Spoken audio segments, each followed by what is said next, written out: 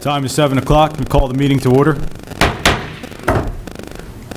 In accordance with the requirements of New Jersey statutes regarding open public meetings, notice of this meeting was legally advertised in the Courier Post and South Jersey Times and posted on the bulletin board in the municipal building. Fire exits are located through the double doors to your left and right. Please silence all mobile devices. Please stand for the flag salute.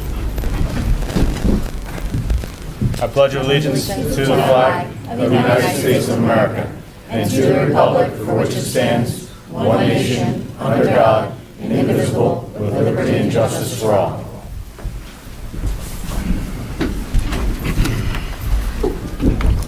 Roll call. Ms. Donato? Here.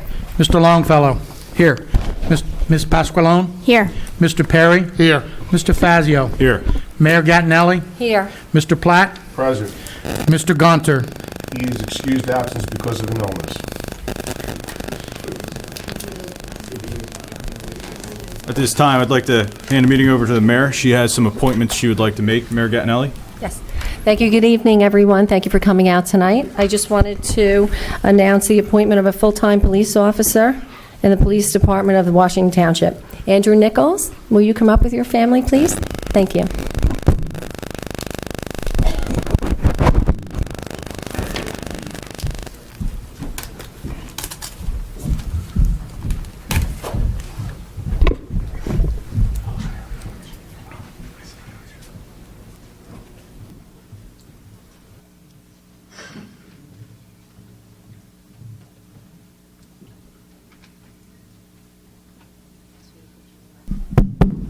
Mayor?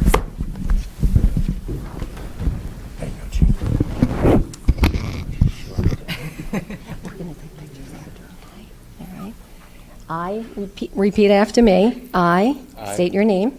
Andrew Nichols, Do solemnly swear do solemnly swear or affirm or affirm that I will support the Constitution of the United States that I will support the Constitution of the United States and the Constitution of the State of New Jersey, and the Constitution of the State of New Jersey, and that I will bear true faith and I will bear true faith and allegiance to the same and allegiance to the same and to the government established in the United States and the government established in the United States and in this state and in this state under the authority of the people, so help me God. under the authority of the people, so help me God. I do further solemnly swear I do further solemnly swear or affirm or affirm that I will impartially and justly perform all the duties of police officer of Washington Township.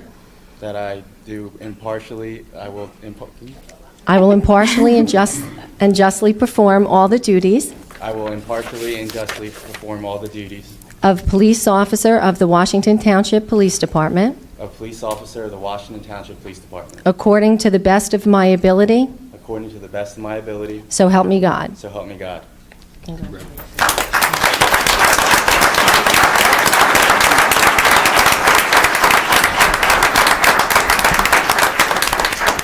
If I could just have a minute, a little bit about Andrew. He replaces an officer that retired back in December. He's 26 years old. He has a bachelor's degree from Rowan College. He applied to be a police officer here in 2015. In 2016, he attended the Gloucester County Police Academy, where he scored in the top 3 for firearms, academics, and physical fitness. For the last year, he's worked as a part-time police officer with our agency. We've conducted an extensive background check on Andrew. These are some of the comments that people stated about him. He's honest, level-headed, committed, down-to-earth, approachable, willing to help out, strives to be successful, friendly, caring, motivated, dependable, reasonable, diverse, excellent communication skills, hard worker, gets along well with others, and is a model employee with others also. So we're excited to bring him on, and we're certain that he will exceed our core values. He will be assigned to our patrol division starting Friday. Thank you.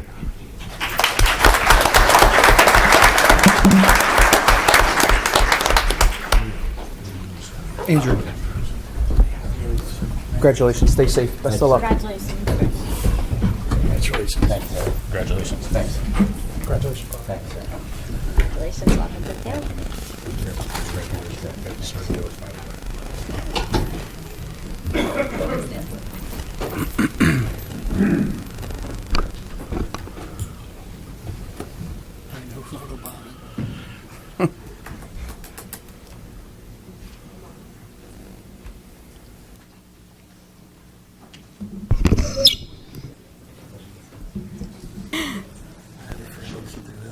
Really?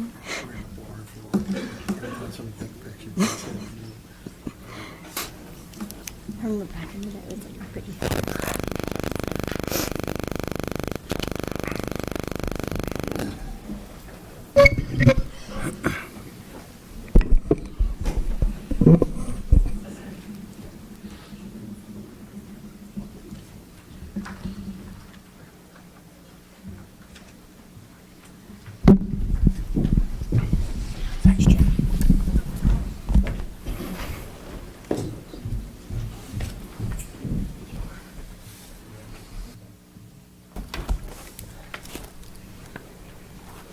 I do have 2 additional appointments. Michelle Martin is appointed to the Planning Board as a Class 4 member and shall fill the unexpired term of John Boyer. And Ernie Durazio is appointed to the Planning Board as a Class 2 member and shall fill the remainder of the 1-year term of Christine Chilella. Thank you. All right, congratulations, Andrew, and we'll move on to the bill list. Do we have a motion to approve the bill list? Make that motion. Second? Roll call. You need discussion first. Anyone want to discuss it? I have a statement. I've spoken with the solicitor, and while we don't believe that there are any conflicts with myself and the school board, with an abundance of caution to the extent that there are any bills to be paid to the Washington Township Board of Ed, I will be recusing myself from the bill list to that extent of just the Washington Township Board of Ed items on any bill list from tonight until the remainder of the school year, or of the year, school year. my bad. Okay. Ask the clerk to make a note of that in the record going forward.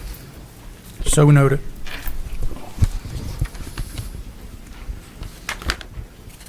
Any other discussion? As a employee of the Board of Education, I'm going to do the same. All right. I'm good. Roll call.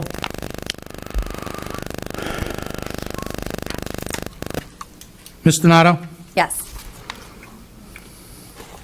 Mr. Longfellow? Yes. Ms. Pasqualone? Yes. Mr. Perry? Yes. And Mr. Fazio? Yes, abstain to Fazio. Motion passes. Minutes. Do we have approval of the regular meeting minutes from February, what was the date? 8th. February 8th. 8th. Make that motion. I'll second. Any discussion on the minutes? Roll call. Ms. Donato? Yes. Mr. Longfellow? Yes. Ms. Pasqualone? Yes. Mr. Perry? Yes. Mr. Fazio? Yes. Approval of executive session meeting minutes from February 8th. Do I have a motion? I'll make the motion. Second. Roll call. Any discussion on the executive? I don't think so. Roll call. Ms. Donato? Yes. Mr. Longfellow? Yes.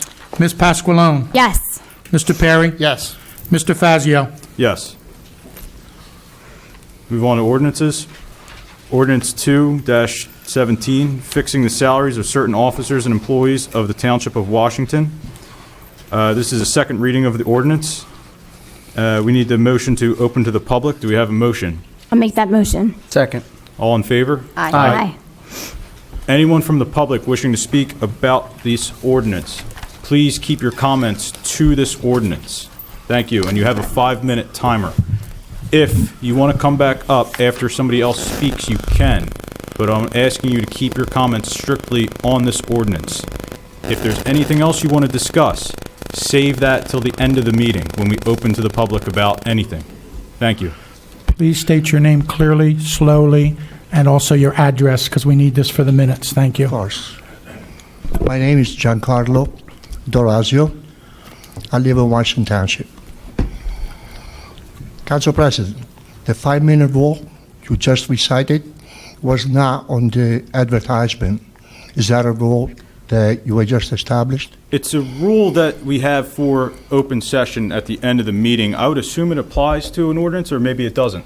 It can, but that's a flexible rule. If the person is not able to state all their points and they want to go an extra minute or so, certainly then they should be heard. Sorry. Yep. Relax, relax. My voice typically carries, but it'll carry better with the microphone. I said the 5-minute rule would also pertain to the ordinance. However, if you're in the middle of a point, nobody's going to cut you off. Oh, okay. Just a suggestion, if that could be advertised, at least when we prepare a speech, we're there to the 5 minutes in the future. I think we can motion to amend the agenda in new business, yes. Okay, thank you. In our form of government, there are two branches, a legislative branch and an executive branch. One makes the law and is not allowed to enforce it, and the other enforces the law but is not allowed to make it. Council, as legislative branch, makes the law by adopting ordinances, and the mayor, as the executive branch, has the power to enforce them. Council President, is my statement accurate so far? I believe so, yes. This ordinance is no different than any other. The council votes on salary rate and ranges, and the mayor gets to decide on the salaries, as long as the amount is not lower than the minimum and not greater than the maximum. Is this an accurate statement? What was your question? I didn't understand. I'm sorry, sir. Okay. It is very important to know who requested these changes so that you, as vote members, have someone to ask for justification for these increases. And the public has someone to hold accountable for these changes. The better informed council is, the smoother the meeting will proceed without frustrations and personality contests. Council President, can you tell us where these numbers originated? This was submitted by the administration, these numbers. Anyone in particular in the administration? Will that be the mayor? That would be a combination of the mayor and her business administrator, yes. Well, Nick, that's not completely true. Well, because it was also in conjunction with a few council people. So you also had input on this salary We ordinance. were aware of it, absolutely. Okay. Everyone up there was aware, but it came from the mayor. It's where it originates, yes. Okay, thank you. Council President, is it accurate to say that during the discussions of this ordinance, just like any other ordinances, that only the members of council are allowed to participate? In a discussion about the salary ordinance? Correct. When we go to discussion, the mayor can speak on the salary ordinance, yes, and any resolution or ordinance, the mayor is allowed to speak. Are we during sure about discussion. that? Yes. So she is not a voting member, and she may influence the votes. Sure, but at the same time, let's say you don't have supermajority on an ordinance, the mayor can veto an ordinance. Just for the record, I respectfully disagree with you. Now that we have clarification, what everyone's responsibilities and limitations are, I will address some of the concerns that we have regarding this salary ordinance. There is a list on the salary ordinance of 20 positions. 7 of them have been targeted, and their maximum amount show increases that range from 7 to 13%. And collectively, the increase is 9%. When compared to the increase of union employees of around 2%, we find a big discrepancy between them. Take a police officer, for example, that puts his or her life on the line to protect all of us. Under union contractual obligations, receives a 2% salary increase. And 7 of these jobs are people that sit behind a desk, calls for a 9% salary increase. Well, John Carlo, The- if I may, and I'd like to Take notes. come in on that. No, I'm take going to notes. speak. People want, no, take notes. So you're Take you're notes. saying this, sir? No, take notes. We have So a what long happens night. here is this is a We have a- range, as you've established. Wait This is till he's irresponsible done, and then- and borderline I think criminal. that's the best way to 5 handle minutes it. are up anyway. Collectively, the amount of these increases Let me finish this. adds up to $61,000. To put the numbers in perspective, the increased salary of the entire police force of 74 members is about $130,000. The increase of salaries of the entire Public Works Department of about 30 employees is about $36,000. That's about half of what these increases of just 7 positions. If this ordinance should pass, this community is in jeopardy of losing police officers, employees in public works, and have services reduced or cut.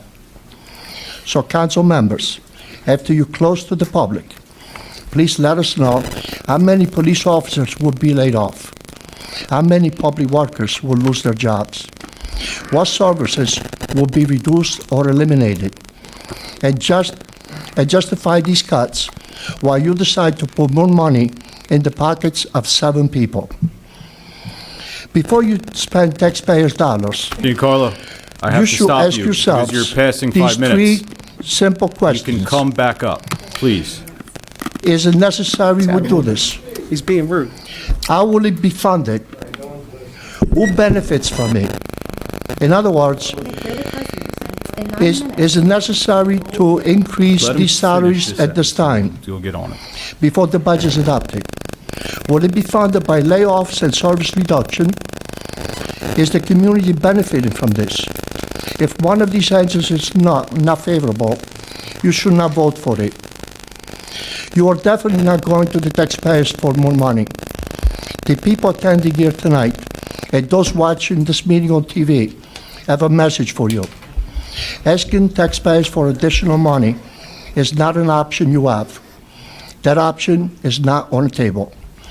You see, when it comes to taxation in Washington Township, the sky is not the limit. Giancarlo, When it comes Sit to down, township please. in Washington Township, Sir, you're going to have to ask the chief to take me out. excuse me, sir, The sir, pockets can you please, sir, of the taxpayers Sir. is the limit. And we have reached that limit. can you and just try to surpassed finish it up your final point, a if you long could, for the time record? ago. We need to reverse the trend, and this is a good time to start. Council President, you I have to am not- declare him out of order. I am not here Giancarlo, to you're out ask of order. you Please sit to down vote before I have to ask for- Chief for or to against make the you... ordinance. I don't know what to say to you, sir. I am Giancarlo, asking come you on. to put Let this somebody ordinance else come up, then to you a can come shred. back up, please. And we introduced a salary ordinance that was proposed I 2 don't years think I ago. need to, but... I don't either, When, but... when 7 of 20 jobs were reduced, and Giancarlo. collectively would have saved 15% of salary. Want to go into recess? I mean, you can go into This is recess. embarrassing. This is a All right, circus. council, do we have a motion to go into recess? Yes. I'll make the motion. Second. Roll call, or... Voice vote. What? Giancarlo, can you please sit down? And then you can get back up.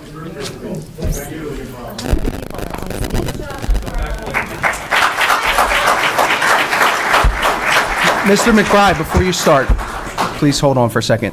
So, John Carlos said that this is for a 7 to 13% increase, depending on the position, 9% collectively, and our union members are getting 2% increases. I just want to make this crystal clear to everyone in the room. This is a salary range. No one is getting a 9% increase here. No one's getting a 13% increase here. There's a process that happens with this. This is the first step in the budgetary process.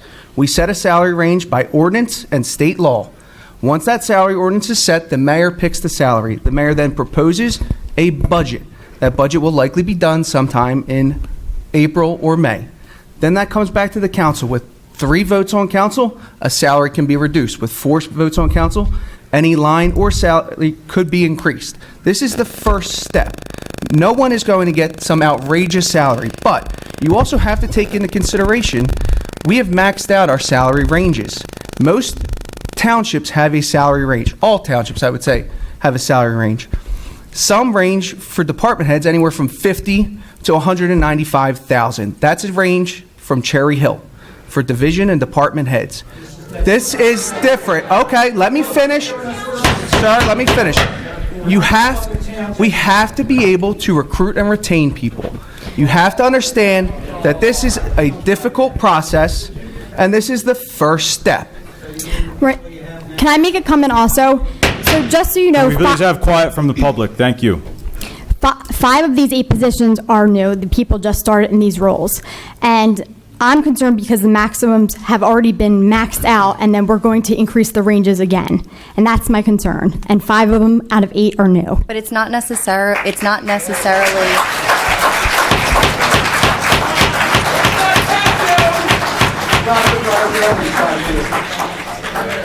Please, go ahead, Angela. I had the same debate with the administrative the last 2 years that I looked at the salary ordinance. I'm screaming into the microphone. I had the same debate with administrative the last 2 years because I made a statement to the paper and I got crucified over it because I said that the salaries were outrageous. People were being completely overpaid. And it was a very true fact that I said that. But what I learned was that these are just ranges. So we have the power to say, no, they're not getting this much money. They're not getting that raise. So it looks like it's a raise, but when you look at their actual pay, that's not what they're getting paid. That they're not getting paid $120,000. Understood. But why would you increase the ranges unless you were planning on getting a raise? So that you don't have to move the range if something happens. Why? We can move it next year when the people have already completed their first year and performance. These ranges can't be determined just based on the people in the positions. It has to be based also off of our revenue stream, our ratables. We're not getting the same ratables. We're declining. The range isn't making increases. You're giving. Right, I understand you're that. giving the taxpayers the idea that these ranges are giving that they're giving raises. And no, I'm not. I think they understand that people already maxed out and they just started on January 2nd. That's 36 days ago, and we're already increasing the ranges again. When you go, we're increasing the range. We're not increasing the salary. Right, but you wouldn't increase the range unless you were planning on increasing the salary. That's not necessarily true. That's where you're supposed to gavel. So let me ask the mayor. Dana, that's not necessarily true. And I understand the applauding is great, and I understand it, and I've had it before, but that's not necessarily true. And you're making the taxpayers believe that they're going... Excuse me. Can I finish my comment, please? Please, limit your noise if you can. Thank you. You're making the taxpayers believe that we're raising taxes when we haven't even seen a budget yet. Okay, let me ask a question to the mayor. If we expand these ranges, do you plan on giving an increase to the administration and the people listed on this list? Do you plan on giving a raise? I think the question is, what number inside of the range, if you're ready to answer this, No, she's got a question. are you going to pay people? What would the salary be set to? That's where you control it right there. And then it comes back to us when it comes back to the budget. We understand that. I think the question needs to be worded I'm asking the mayor. I know, but I can range. answer too. But I didn't ask for a legal opinion. Come on, let us talk, please. So the mayor can answer for herself, but until and unless you set the ranges, that question can't be answered. Right, but I don't understand why we have to increase the ranges for people that just started. Let's take, for example, if you apply for a job. That company has a certain range that they can pay. Of course, there's negotiations between that range. But you don't start a position and then say, oh, now we're going to expand the ranges since, somebody new's coming in. It just doesn't make sense from a financial perspective.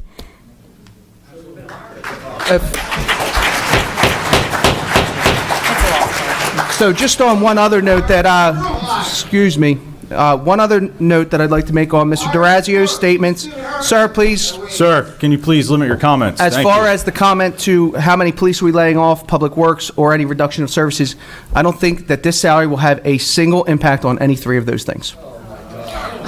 Well, why don't we use the money to bring in businesses? There's plenty of ways we can use this money. I just see this town, I just feel like this is a conversation that needs to be had more in depth when we have a budget in front of us, because those are when we're going to get the numbers. This is just to set a range, to say that these people cannot go over that number. If you have a problem with the salary that the mayor sets, then we discuss it then. But how can you have that conversation right now when we do not have a budget in front of us? because I'm concerned there's no limitations to what the range is, what's the amount that a person can get. They can There get. is a limitation. There is It's a the limitation. maximum. There's a 2%, but I had a discussion with the CFO, and he said it could be really up to anything. So that's my concern also. And my other concern is, why are people that are just starting these positions already getting increases if she deems it appropriate to increase the salaries? But you're saying if she's getting them, they're not. Right now, they're. But there's no guarantee, and it's our job to protect the taxpayers. Yes, That's my it main is our job concern. and I'm a taxpayer. You're not a taxpayer. So I understand what it's like to pay taxes here. So I do understand that. You're speaking for the taxpayers. I am one. But you're making an assumption based upon numbers that you're creating that aren't there. I'm not creating the numbers. I've done Excel sheets. I've researched all the way back to 2008. And as did I, like I've done for the last 2 years that I've been on council. But the mayor has not set she has not set the salaries yet. I have another question. Why are the salary, the percentage differences so much higher than in prior years? If you look back all the way to 2008, I've compared every single one, and it's a COLA adjustment between 2 and 3%, which seems reasonable. Why is it 7%, 10%, 13, 7, 8, 5, You would have with to the average of the previous 9? administration ask those questions. That's what I'm asking. I'm not asking council, I'm asking everybody on this board. But that 2008 has nothing to do with this board. I'm saying I'm going back to 2008, comparing the difference from 2008 to now. And every single year they've been increased maybe 2 or 3% to adjust for the cost of living. And now all of a sudden they're 7, 10, 13. Why can't, we're going to do this again next year. So why do we have to have them so high? Well, the whole idea is to not have to do this next year. You have and just to. leave it, and we just keep everything the same way.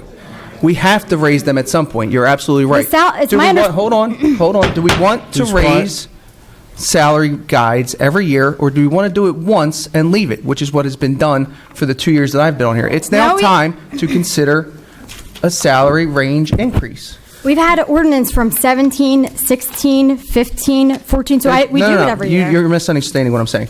As I stated earlier, by law, we have to enact a salary ordinance every year. But it's a lot easier because you see where we are now. We're arguing over $61,000 is what it really comes down to. It's 0.19% of the budget. Okay? So I just think that we're kind of missing the forest for the trees here. And don't think so. I think we need to, there's other things that we need to debate. I think this whole township spent way too much time on a salary ordinance this year when we should be spending the time on setting the township straight. That's my opinion. Well,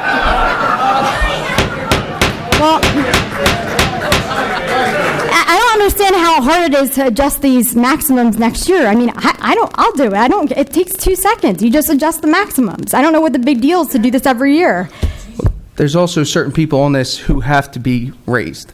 Right, okay, for them, I'm in compliance to, but for the other ones, Which ones why? are you in? Which ones do you? It's agree my with? understanding just the public safety has to be increased, but it doesn't have to be increased by 10% or 13%. 10%. Well, that's what it comes down to: is do we want to do this every Yes, single year? absolutely. So we have control of the So you budget. want to we do have control of the budget, okay? Right, but so we can keep.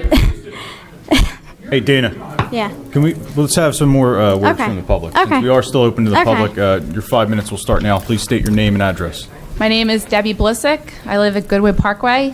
And just to state the record, it's a shame that Mr. Gunter is not here because I also have Debbie, would you move the mic down a little bit so people can hear you? Yeah, my name is Debbie Blissick, Goodwin Parkway, and I was saying it's a shame that Mr. Gunter is not here because I also have my MBA, and I'm very qualified for the business administration. Had you asked other people within the township who actually live here where my money's actually going to, it would have been a different story. And I think this is where Councilwoman Pascalone is pointing it to.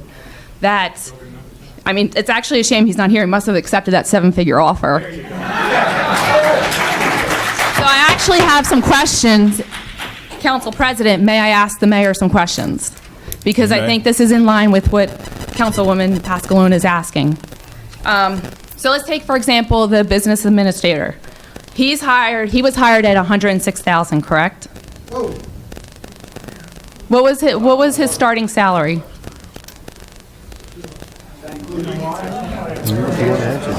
How do you not? You interviewed him. How do you not know what his salary I'm is? not saying I didn't know what his salary was. It's a simple I was just answer. discussing with the solicitor as to whether or not I needed to answer that at this time. As they've stated, this is a salary Please be quiet. ordinance, and they're looking at range. Currently, the business administrator is getting paid, as I understand it, at the top of the range that carried over from last year, $106,000. Okay, so my question is, and I understand this is a But range. we can't determine what the 2017 salary will be for anybody on this list until the range is set. So your question is premature. I understand 100% what you're talking about. This is just a range conversation. But I wanted to bring it, because you were saying that we can't really talk about it without the budget, I wanted to bring it to a live experience, a live example. Now, if he was hired at the top end because he has an MBA, is that why he was hired at the top end of his range? He has a background, yes. Okay. He has a background in public service? Not necessarily public service, no. Okay, so where does the minimum start, at 90? I don't have last year's. Okay, hypothetically, let's say it starts at 90, because I'm sure it's 90, It's 95. 90. Why was he not hired at the minimum? Or I'll even give it to you 5,000 because he has an MBA. Why wasn't he hired at 95? I would have taken the job for 95, and I have my MBA plus 15 years of consulting experience with Fortune 500 companies, executives. Because they did not post the position.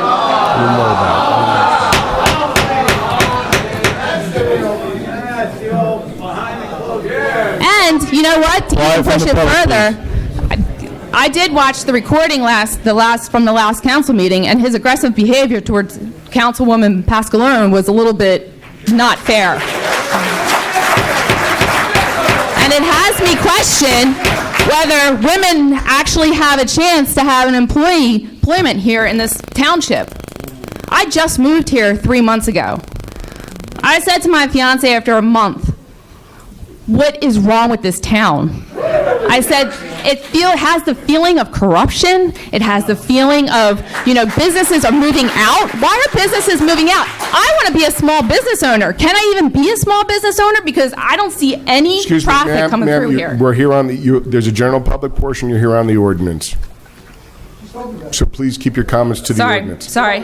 When you get very passionate about someplace you live, I know you're very it gets very passionate. hard. There's a time and a place for that passion. I agree. All right, so then my last question, because we are talking about the business administrator who is absent from here. Who's what? Who's absent from here today? He's absent because of an illness. Timely. Mrs. Mayor, how do you know Mr. Gunthers? I met him quite a few months ago, and I talked to him about the position, and I felt that he was the right person for me. Where did you meet him? Voorhees. Yeah. Voorhees? Mm-hmm. Ma'am. Oh, sorry. The reason I asked the question is because I want to know what his qualifications are. He lives in Voorhees, because I looked him up, because we have Google, the internet, and you can find any piece of information on there. Mm-hmm. And I'm curious as to why you went outside the town. Under our code, a business administrator can be hired who's not a resident if council approves that appointment with the non-residency requirement. At reorganization, like every mayor does, the mayor has appointing authority, and with the governing body, the council has advice and consent. And the governing body, upon receiving the mayor's appointment, unanimously approved and gave their consent to the hiring of Mr. Gontor as the business administrator. Mm-hmm. So that's how that process works. Got it. I urge you to reconsider increasing the maximum of this position. Thank you.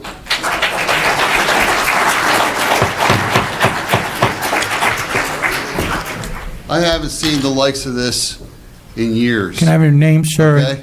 My name is Charles Donato. I live at 4 Windy Acres Drive, Sewell, New Jersey. I've been a member of this community for 32 years. Thank you, sir. And I haven't seen a meeting being run like this since 30 years ago. And the last meeting I saw run like this was a meeting about, which probably none of you even know what COA stands for, but that was a COA meeting when they wanted to build low and moderate income housing in this. Mr. Donato. Why don't you all give me a chance to talk the way you gave everybody else? All right? And you should use your gavel to shut them up. I'd consider an air horn, but... Or an air horn. Now, number one, about Mr. Gontor, okay? Each and every one of you, before he was hired, was given an opportunity to talk to him and look at his resume. Each and every one of you gave advice and consent to the mayor to hire him. You, Mr. Fazio, knew the deal, the negotiation of him coming in at $110,000 a year because we What? had. No, Come I on, didn't. Nick. Don't make believe that you didn't know it. Nick, you absolutely did, and you told Don't me make that. believe Don't you you didn't dare know it. lie. You absolutely knew it. Did not know You about that. absolutely Don't you knew it. Absolutely not. No You way. absolutely knew the deal. And first off, Okay? this isn't even about the salary ordinance. So if you don't have any salary ordinance comments, Oh, I do have things to do about Then the sit salary down. ordinance. Then I do have. talk I do about the have salary salary ordinance ordinances. Why is the clerk getting a job? Because you want to stick him. You want to give him a stipend like Mr. Diorio got illegally for the last 2 years from Bob Smith and Barbara Wallace. Is that the reason why the clerk's position's going up? Because you can't give him an the illegal clerk's stipend. position went down. Leo came in lower than the previous clerk. And Leo doesn't live here. Leo doesn't live in Washington Township. I said Leo's appointment was up in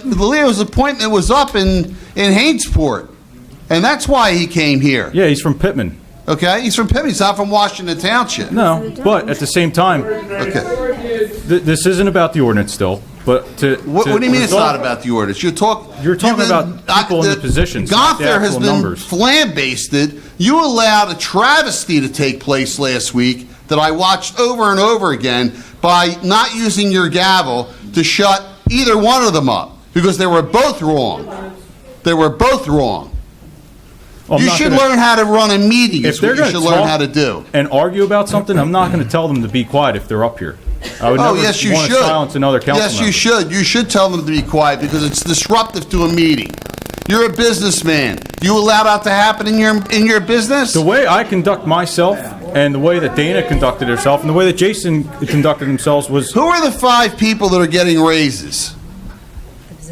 the positions. Who are the five positions? Director of Public Safety, Okay. Solicitor, Business Administrator, CFO. Don't mention me, Nick. Director of Municipal Services, Director of Community Development, Tax Collector. Okay. So why were all those appointments by the mayor 100% unanimous with advice and consent of council when you knew, or maybe you didn't take the time to know what the salaries were going to be? I know that they were unanimous. I voted yes on all those positions. Okay, so they because shouldn't have been I believe voted that yes. those people They should have are been voted qualified yes to on. do the job. If you weren't happy, or the other people on this dais wasn't happy with what the salaries were going to be paid to by the people that were appointed by you and by the mayor, then they shouldn't have been voted on with unanimous advice and consent of council, because that's what advice and consent is about. And you're wasting time talking about a salary ordinance that means absolutely nothing, because all it is ranges. You're making a big deal, or the what I watched was a complete travesty with the conversation between Ms. Pascalone and Mr. Gonther last week that should have been stopped. What big deal did I make out of this? You didn't make that a big deal. They did, and you should have stopped it, because it shouldn't be something that should be discussed in the public forum like that. No. This is something that should be talked about No, in public. it shouldn't be, because each of you knew what the deal was going in. No, we didn't. No, Each of you knew what the absolutely deal not. was going in.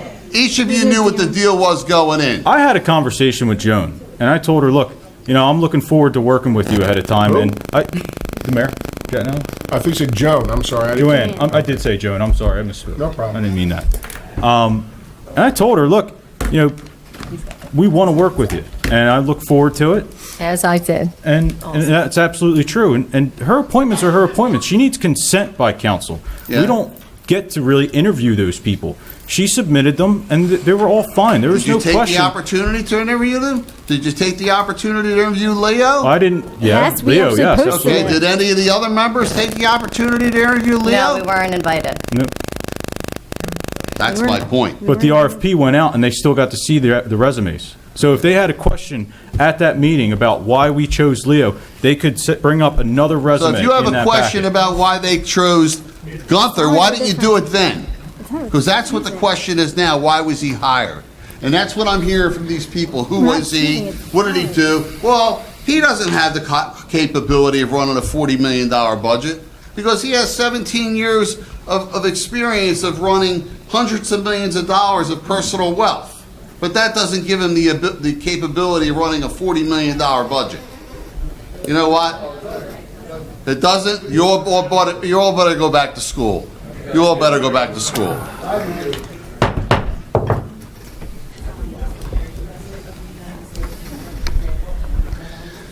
And I'll be back.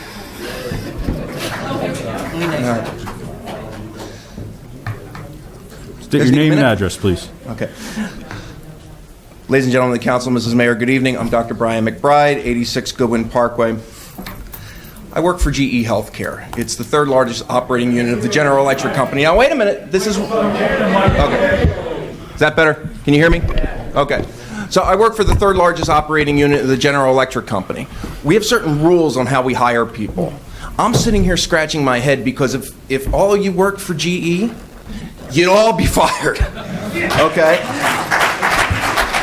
In my job, I manage 4 international clinical trials, each of them with a budget of not 7 figures, but 8 figures. And I don't say that to gloat. I say that because of Mr. Gonter's comment the last time I was here. But that didn't come without education, and I have to thank all the senior citizens who were taxpayers while I was being educated here. So thank you to all of you. It wouldn't have been possible without this. The point is that what you're seeing with all this emotion is that salary is a sensitive subject. All employees, regardless of whether they work for the Township of Washington or GE, deserve a fair salary. Okay, that fair compensation and a fair increase commensurate with metrics-oriented performance evaluations. All right? These increases that you're asking for, there's a range. It doesn't mean everybody's going to get it, but they could. Okay? And if everybody gets that range, that's a $61,000 annual commitment.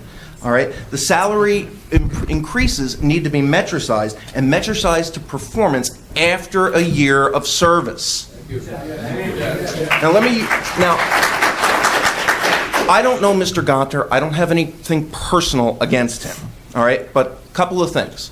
Bob Smith was our previous BA. Everybody agrees to that. Everybody agrees he had a Juris Doctorate as his degree, his terminal degree. Is that correct? Okay, that is a doctoral degree. We've gone from hiring somebody with a doctoral degree to a master's level degree. But the salary is now the same. Okay, we paid Bob Smith, what was it, the 104 last year? And now they want to pay him 106 to 110? Somewhere in that range. So we're getting less qualifications for the same amount of money. Now, the business experience of being a certified financial planner, I don't think is relevant to running a municipal government. I don't think he has the requisite qualifications to do the job. But the other thing is the business that he talked about, the 7-figure business, that's about the equivalent of the budget of the fire department. So we're giving him a promotion to run a much bigger entity. I don't think that's justified based on his qualifications. Now, during the last session, it got heated. And Ms. Donato, you said on the record that the groans from the audience were because Ms. Pasqualone's entire family was here. Brian, you got to keep this to the salary ordinance. Now, this is about the salary ordinance. So respectfully, I think that Ms. Pasqualone and Mr. Fazio are fighting for us as taxpayers. And for that reason, I'm here tonight to say I'm with Dana. These council members, Dana Pasqualone and Nick Fazio, are the only 2 who have our backs. And I'm proud tonight to say I'm here because I've got your back. Now, if you raise the salary, that revenue has to come from somewhere. And more likely, it's going to come from taxes. I was at the assessor's office last night. For 2017, my percentage didn't change, but the assessed value did. It went up $10,000. And based on our percentage, that's $350 a year. I'm also over-assessed by $30,000 based on sales. So if I file a property tax appeal, that's $1,200 of tax money you're not getting. So you don't have the money you think you have to raise these salaries. And contrary to what the peanut gallery says on social media, that's not fake news. You've also exposed us to litigation. Hiring a zoning officer, more salary.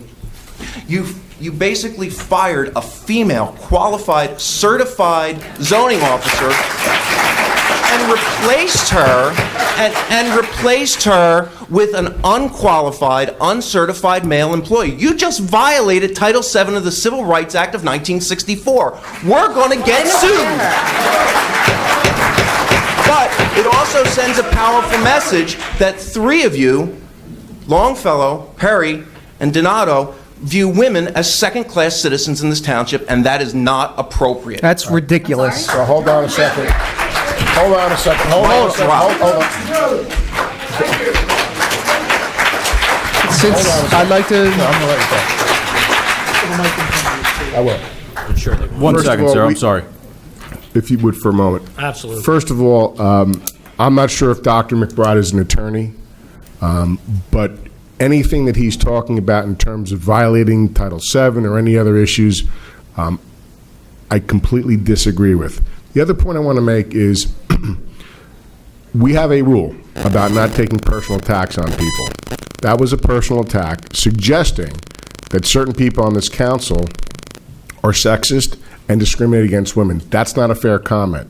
So I just want to remind the council president that we do have a civility policy when it comes to public portion. That applies for public portion on ordinances as well as the general public portion. Thank you. Okay.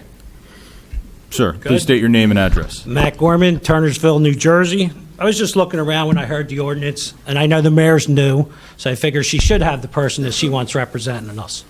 I looked at Glassboro, $145,000. Logan, $137,000. Gloucester Township, $165,000. So I think she's well within her rights to have this gentleman, someone that she trusts, and move forward. She's a new mayor. I thank Mr. Perry for actually giving her that opportunity to adjust the schedule. Again, you guys can vote it down later on.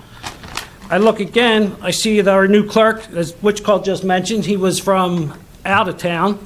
Someone told me that even though he's lower, that he has a stipend of $8,500 for Clear Communities and a recycling coordinator grant. Is that true? That's not true. That's not on the agenda, or he's not getting that?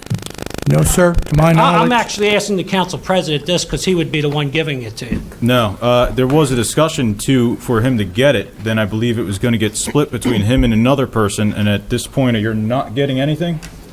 Well, hopefully we would give that to our seniors, but At this point, I'm not getting anything for being Clean Communities Coordinator. The recommendation was $5,000. That's what the former clerk had gotten, and it's being split between me and another party. So it's being split down the middle. so you are getting something outside I your will salary. be getting something if it's ever given to me, yes, sir. Blue, can So you it's like a comment real hidden quick? fee that you're getting. No, it's not hidden. It's not in his, if the clerk makes so much money, that should be Comment the to amount of why money he you get makes. that. What paperwork do you have to fill out, and just a little bit touch on that for everybody? I have to monitor, first I have to get certified as a Clean Communities Coordinator. I'm doing that at my own expense. Isn't that not something we at the could get a expense of the senior citizen to do to try to help pay his taxes? Can I finish my answer, sir? Sure.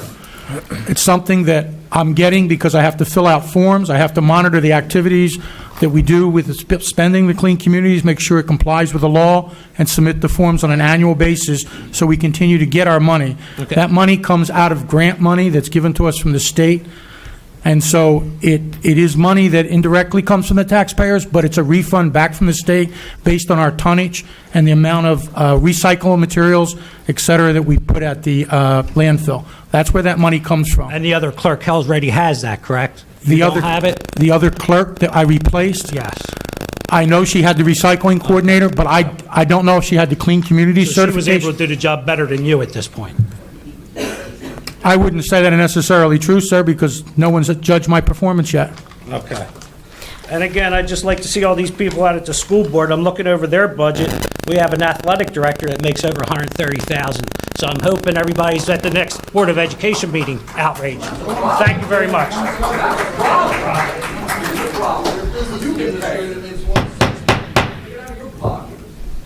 All right, please state your name and address. Hi, my name is Susan Gallagher. I live at 907 Livingston Court, Turnersville, New Jersey. Good evening. I've lived in this town for 28 years. I have been a homeowner in it for 6 years and an active voter for the last 16 years. I've had to say that my attendance this evening is one of grateful pride and disgust. Mr. Fazio and Ms. Pasqualone, thank you. Thank you for doing your job that you were hired to do, which is speaking for the people. Last night, I was exposed to what appeared to be a council meeting on video, but I have attended high school debates that contain more self-respect and respect for others than what I saw. The topic being discussed was a $4,000 raise from the existing $106,000 salary for Mr. Jason Gonter, a Voorhees resident, only 28 days into his employment with the mayor. I feel that all common sense and logic has been replaced with entitlement and greed. Mr. Fazio voiced his concerns on the increase in salaries, and Ms. Donato flipped through her papers in frustration, accompanied by condescending tone, and then glanced at her colleagues in disgust, as if spending taxpayers' dollars was not a serious matter that deserves the most respectful and utmost attention. In what world do you get a raise before you do your job? Pardon my French, but that's like wiping before you poop. What incentive does any employee have to do their best job if they are rewarded first? Mayor, you campaigned on the fact that you wanted to control taxes, and then on the video, you defended a raise for Mr. Gonter, who hasn't even done his job yet. You stated you wanted to pursue grants to fund improvement for township and improvement in money management. Mayor, there are plenty of tax dollars being paid in this overpriced township. If those tax dollars weren't being misappropriated in frivolous ways, such as undeserved raises to public servants who don't pay taxes in Washington Township, along with many other ridiculous expenditures, there would be plenty of money for improvements. You, Ms. Mayor, are a public servant to the taxpayers. That are not endless bank accounts. Your responsibility, along with the council and any employee under you, is to serve the public in the most selfless way possible. That job entails improving the town, the quality of life in this town, and to bring Washington Township back to the status that it once possessed. Mr. Gonter then arrogantly, with entitlement, boasted about his MBA and his seven-figure brokerage firm, as if 4,300 people in this town do not possess a graduate degree as well. If he was interested in making money, may I suggest another career other than public servant? What disgusts me the most about his statement is the condescending tone that it was delivered, as if the people of Washington Township should be grateful that a Voorhees resident with no loyalty or allegiance to Washington Township or its residents gave up all that money for us little people. Don't do us any favors. Then Ms. Donato realizes that individuals in the audience are talking amongst themselves, so clearly it must be Dana's family, because there couldn't possibly be citizens outraged by the sense of entitlement and arrogance that some members of this council were displaying. Council, what many of you do not seem to realize is that you represent the voice of approximately 47,000 people. That means each of you represents 9,400 people. That's on 261 work days, 36 people each day you represent. That would be contact with 4.5 people each hour you work. The people of this town are completely underrepresented, and I would prefer the council add another member to better represent its citizens rather than giving out raises for jobs that people don't haven't done. The median household income, household, not individual, is $85,000. That's about $43,000 per couple. How could you possibly empathize and understand the citizens that you represent when you are attempting to make almost 2.5 times their salary, and you want more money before you do the job that you were hired to do? The citizens of this town have been watching Washington Township go down the tubes for just about the last 10 years. The Black Horse Pike looks like a second world country. 25% of our police force actually makes 6 figures a year. This is actually the highest in Gloucester County. The second highest is Deptford Township at 8% of their police force makes 6 figures a year. And I'm the daughter of a retired police officer, just for the record. Monroe Township has 2%. Our tax dollars are already being misappropriated. This town gets an A+ rating in crime because there's barely any. The high school has now dubbed the name Heroin High. When I attended it, it was one of the best high schools in the state. On statewide exams, Washington Township in 2009 performed better than 64% of the state. However, this past school year, they only performed 29% better. In the actual test scores on average in 2009, it was 69. Now, last year, it was 29. Ironically, in 2009, there was a larger gap in the student-to-teacher ratio, but better scores. Ma'am. Our money is being wasted. Our high school is ranked 284th out of 399 out of high schools in New Jersey. 71% of other schools ranked better. I don't know if you have noticed, but in the past 5 years, Washington Township population has decreased by 1.47%. So I'm having a difficult time understanding why the council would need more money to represent less people. Council, the people of this township have had it. We are your employers, and rationalizing why we should pay you or anyone else more money before they do anything about the condition of this township is I find appalling and selfish.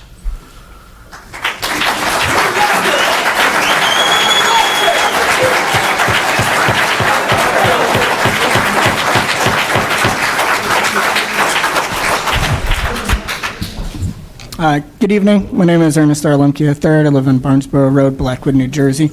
I'm a little short. I don't know if you can hear me. Sir, could I ask you to repeat that again, please? I'm sorry. Your name and your address, please, so it's accurate in the record. Yeah, absolutely. Can you hear me now, sir? Yes, sir. Thank you. My name is Ernest R. Lemke III. Live in Barnesboro Road, Blackwood, New Jersey. Thank you. First thing I'd just like to do is thank any police, fire, and other first responders in the audience. Thank you for doing what you do. And perhaps one day we will put as much attention to your salaries and your budget, since you're the one serving the community, and that's a hope that I'm going to continue to fight for. As far as the gentleman's comment about, is very, very poignant. All we're doing is setting the groundwork. However, I come from a place where you don't buy a Corvette to let it sit in the driveway. You plan on driving it. So there's going to be, I get it, eventual steps and increments that need to go and get done. And I'm all about efficiency and doing this so that it's set for the next few years. I can understand that logic and the concept. However, what I am not accusing of, but what I am very fearful of, and I believe a lot of people in the township are fearful of, is the old Harrison Ford saying, give a mouse a cookie, they're eventually going to ask for a glass of milk. So I just want to have controls of things that are moving incrementally. And as far as the budgeting and everything goes, I come from a world of entrepreneurship and business and education.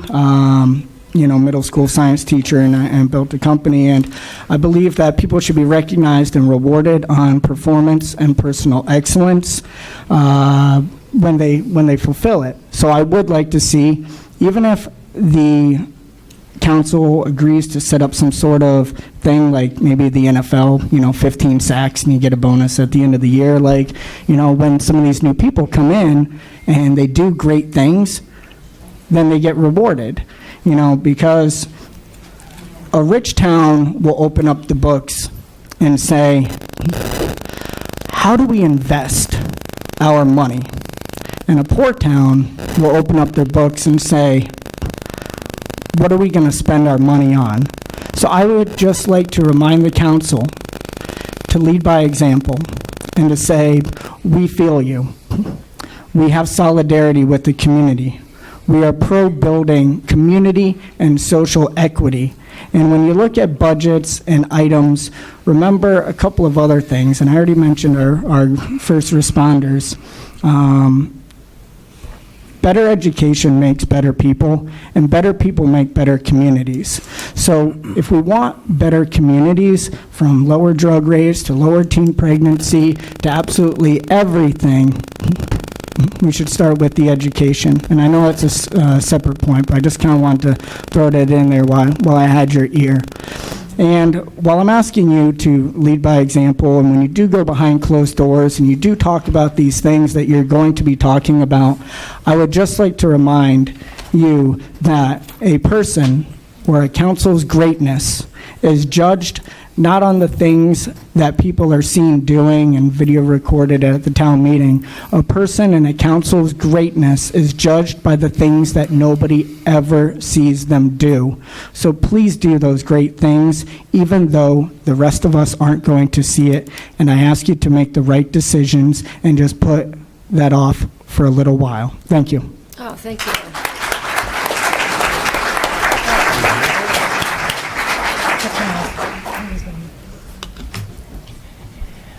Council, good evening. My name is Ralph Campana, 29-year resident, Washington Township, New Jersey, former premier community.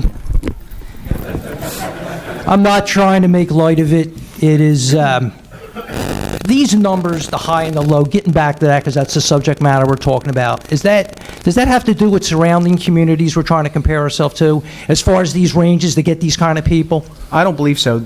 Our ranges are actually significantly lower than any other municipality in the area. Right, but our revenues aren't higher, and our expenses might be not the same. But you don't know. I know that at Glassboro. Look at Glassboro. They have all those businesses coming to town. They have rateables. We're losing businesses. But do you know? I do know. Do you? No, I don't. I know we're very similar in nature. Okay, as far as size and type.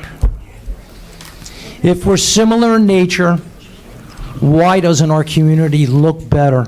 I've been here on past meetings. The young lady spoke before me, the Black Horse Pike. I used to work outside of Camden, New Jersey 30 years ago on the Admiral Wilson Boulevard. It's very similar. You have empty businesses. It's a place where if you want to open up a small business, you would think twice. But getting back to this, for these people to make this kind of money and these ranges, what guarantee do we have that our community is actually going to be better? In other words, if we had some guarantees that it's going to be better, and I'm sure 3 years ago you would have said, yeah, we're going to make it better, and 2 years and a year and a half ago it's going to be better and better, everybody's salary keeps going up faster than most people in this room probably, but guess what? Nothing's getting done. If nothing gets done in the private sector, we don't have that opportunity of a 1 or 2 or 3 year contract. It could be a week or a month, say, hey, I'm sorry, Ralph, it's just not going to work out. It's not what we expected. We're looking for a little bit more. What guarantees do we have we're going to get more? What guarantees? There are none. You're absolutely correct. Do you see the roads? And they keep patching them. Quit patching my road. You're wasting township money. 3 weeks later, the patch comes out. If you can't fix it properly, don't fix it. It's like an annuity. We're going to send 3 guys out. One's going to drive the truck. 2 guys are going to patch it. And then 2 months later, they're going to come out. It's an annuity. A lot of this is an annuity. I don't like annuities. I don't think they're good investments. That's what it's turned out to be. It's an embarrassment. And by the way, I want to finish up. Thanks for painting the water tower, and thanks for not putting Premier Community, because it's not.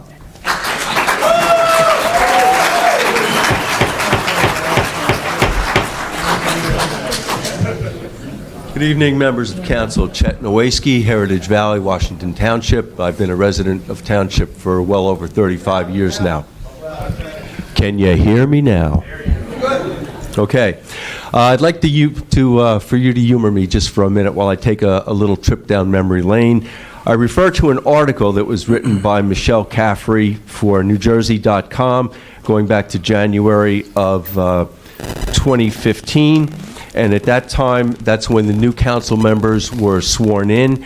At that point in time, Angela Donato was sworn in, Sean Longfellow, Nick Fazio, Michelle Martin was council president, voted to be council president at that meeting, and Angela was voted to be vice president at that meeting. After they were voted in and the proceedings started, they approved the first reading of an ordinance. And I think that the ordinance is very pertinent to the subject that we're talking about this evening. It has to do with salaries. The ordinance would slash that they had the first reading on. The ordinance would slash the maximum salaries, and I read this as a quote from NewJersey.com, slash the maximum salaries of 7 specific administrative employees, including Mayor Wallace's, from $25,000 to $15,000. Business Administrator Bob Smith from $104,000 to $93,519. Clerk Jill McCrae from $78,000 to $69,500. Director of Municipal Services Nick Pileggi from $102,000 down to $92,283. Solicitor John Armino from $100,000 to $80,000. Zoning Officer Sherry Donovan from $50,000 to $40,449, and Mayor Confidential Aide from $50,000 to $42,574. The ordinance was read by title only at that meeting, and a previously submitted version of the ordinance's supporting documents, which are still public record, included a list of more than 35 township positions that and their current salary ranges, with a maximum salary of each position listed, crossed out, and a new reductions written next to each person's name by hand. At that point in time, Ms. Donato said after the meeting that she supported the salary changes. She also said some of the salary changes are a little outrageous and some ranges are just a little too wide. A couple things that I would like to bring before council at this time. We're talking about ratables. We're talking about increasing the salary limits.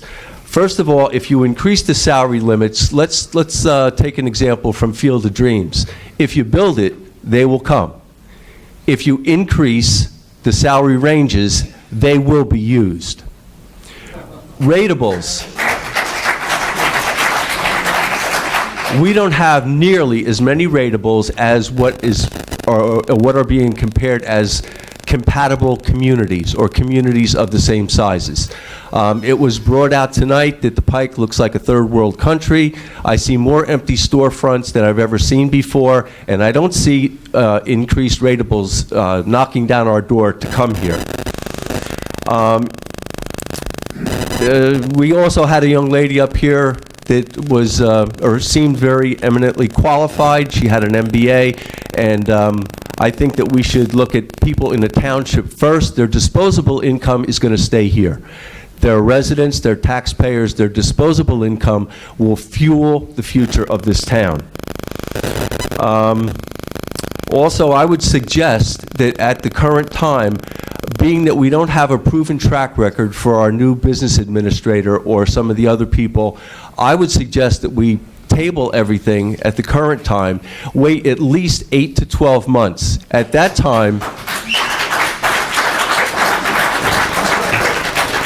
point in time, we had a gentleman to come up before. Each of the candidates that are seeking salary increases should go for a formal salary increase review. If they can't prove that they earned the review, they should not have it at all. My last thing is the business administrator currently, whether he's a certified wealth planner or whatever he is, he's never been a BA before. So the only thing that I can say is possibly he might be giving the town mostly bad advice. Oh, wait a minute, that is MBA. Thank you.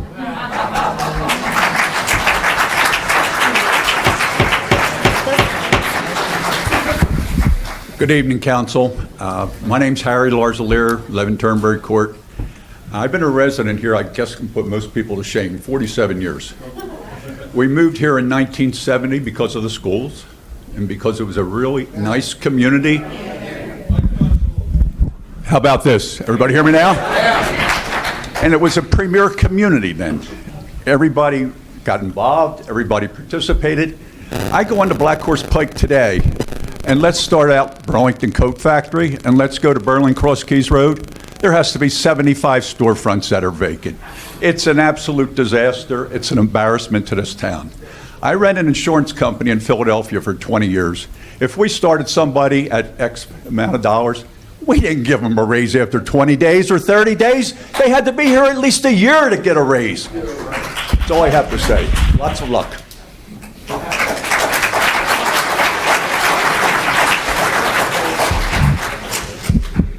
Good evening, members of council. Daniel Coughlin. Good evening, members of council. Daniel Coughlin, River Birch Road, Turnersville. And there's also vacant homes, boarded up homes. Over 600. But, you know, there's been, a philosopher said that public officials have to avoid even the appearance of impropriety. And so getting back to Councilwoman Pascalone's remarks about the fact that we have new hires at the same time that we're increasing these salary ranges. That has the appearance that, behind the scenes deals were done. And this is what it seems to me that the town feels strongly about. And, I want to respectfully speak about Council Member Longfellow's remarks, that this is not the time to draw the line in the sand. We don't have to die on the hill here because we're only setting the range right now. We're only setting the range right now, that the time to set the salaries will be with the budget. But again, I have to respectfully disagree with that, because when we submit the salaries as part of a budget, that's a difficult time to really argue all the different salaries when you're putting forward the whole budget. I understand your point, but he said we could change it with 4 votes. That's 4 votes. No, I'm sorry, that's the increase, 4, 3 Okay. to decrease. But still, to hold up the whole budget, to really ferret out all the details of all the salaries at that time, this is the time really to discuss it. Getting back to Councilmember Pasqualone's remarks. And, to me, her remarks were convincing. To increase the salary ranges at the exact same time that we have new, untested employees is not the time to do it. You have the opportunity to do it next year. And based on, what the comments we just heard about the fact that we're losing ratables, this is the time to circle the wagons. This is the time to lay down the stakes and hold the fort, right? This isn't the time to expand anything right now. And you have that flexibility to do that next year. With all the new, to see how they do, This is their apprenticeship. Good luck. We want them to succeed. We want them to succeed. And next year, then, would be the time to reward that. Thank you.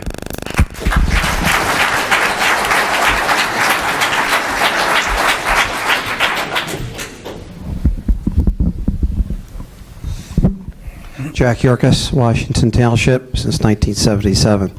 I want to congratulate all the people in the audience, whether you're pro and con. I think this is an excellent form of government to get out here and speak your mind. I don't care how long we're here tonight. Every individual who has something on their mind should get up and let council know, because they got a very difficult job ahead of them. As most of you may not be aware of, last year, $2 million, correct me if I'm wrong, was taken out of the surplus to help balance the budget so we didn't have a tremendous tax increase. That won't be here this year. So take that into account, and council has to. But they have a very difficult job ahead of them. This economy of the past 8 years has been terrible. And we're not out of it yet. We see optimism and hope. But right now, we do have a problem to deal with, and I agree with just about everything every person who's come up to this stand has said. So I'm going to take a different approach. Number one, I want to thank Dana Pasqualone. She's a resident and graduate of the high school, as are several other people up here. I think it's commendatory that we have young people who grew up in this town. They're the millennials that you never hear about. But they care enough to put their neck out and do the extra work. And believe me, they work many, many hours when they're not here, doing the research and doing the things that are necessary. And I commend them because they're a lot smarter than I am. But what I would like to do, and I've heard some recommendations as far as tabling, I'd like to call my friend Joe Perry. Joe Perry. Joe, I haven't known you that long, but I'm going to read something to you, and I want you to tell me if you recognize what I'm reading to you. Stabilize taxes. Streamline government, making it more efficient. Create an environment to support our businesses and attract new ones. Eliminate the history of cronyism and bad deals that have plagued our township. And that gets 2 stars. Create a more efficient police department. Hear, hear. And last of all, cut cost and wasteful spending. Now, I watched the tape several times, and I know the vote was 3-2. Joe, for whatever reason, you voted yes.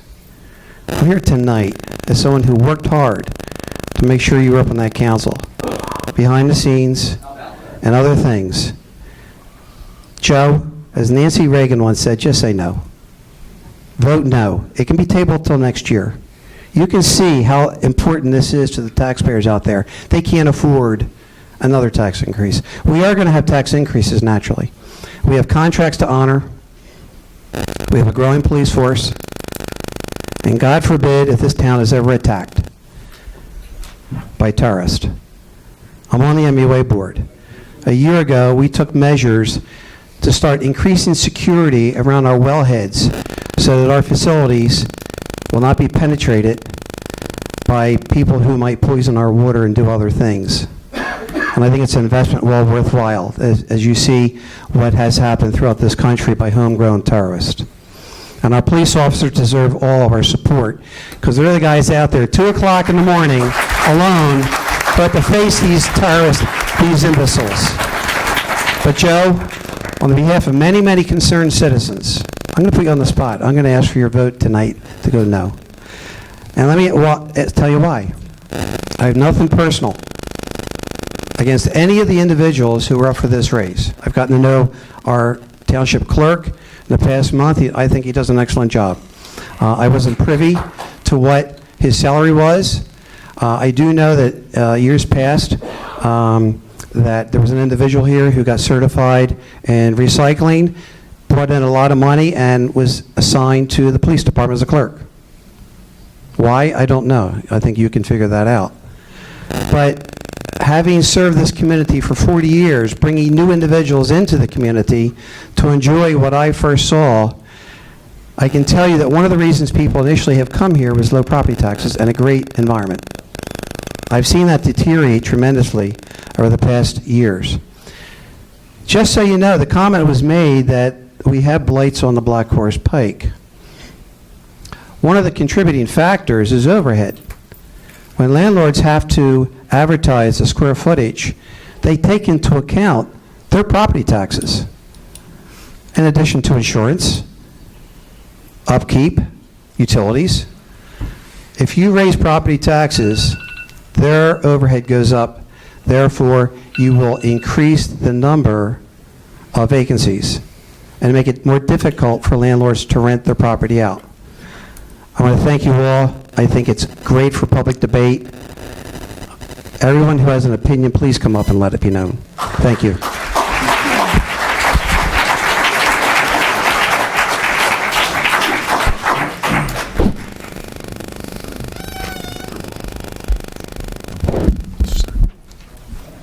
Good evening. Frank Cianci, Twin Ponds, Sewell. Just want to clear up a couple of things. I've heard people, and by the way, whether you're for or against, it's great. I love to see people come up here and talk, view their opinion. But a couple statements that people made I thought weren't quite the whole truth, or probably weren't true at all. Maybe the solicitor can correct me if I'm wrong. But when they said, some gentleman came up and said that we set ourselves up for a lawsuit because of, I believe they were talking about the zoning officer. I believe that's an appointment, so I don't think they can sue under that title. I don't want to get into specifics, but the zoning officer serves at the will of the council, so that's an at-will. Because if that were the case, our previous township clerk could do the same thing. We have a male replace the female, if we want to go along that line of thought. Okay. Just, the town's had enough lawsuits. Agreed. But and Dana, I want to, I'll applaud you. You want to, fight for the taxpayers. But I'm just curious, who is the liaison to the school board? Ms. Password. I am. Okay. I hope you have the same fight in you when I watch the school board meetings. 65% of my property taxes for school district. 64, 65. The business administrator in the school board makes $164,816. The assistant business administrator for the school board makes $110,000, the assistant. So I hope you bring that up, and I believe there's 43 people that make over $100,000 with all the administrators and the. Many people spoke up here off the ordinance. Yeah, a lot of people did come up before him. I listened to you guys. Spoke off it. I'll let you go, Frank, for the 5 minutes. I appreciate it. But after this point, if anybody else comes up to speak, it's got to be about the ordinance. And Okay. I'm trying to be fair to everyone. And like I said, I will reiterate what Sean said. It's a guideline. You guys can cut it. If you feel it's necessary and the person's not doing the job, cut it. Fire them. Get someone new. But I think we have to attract the best people, and if the mayor is comfortable with that person, then that's who she wants. I don't look at Glassboro. I don't look at all these other towns. The one town I look at is Gloucester Township for ratables. The mayor there does a fantastic job, but they brought in good people to do that. And maybe that's what we have to do. Bring in someone from the outside, start from scratch, and move this town forward. I've been here 30 years, and it's changed. And the gentleman that thanked the town council for the painting on the water tower, that was the MUA, not town council. I just want to let you know. So thank you for your time.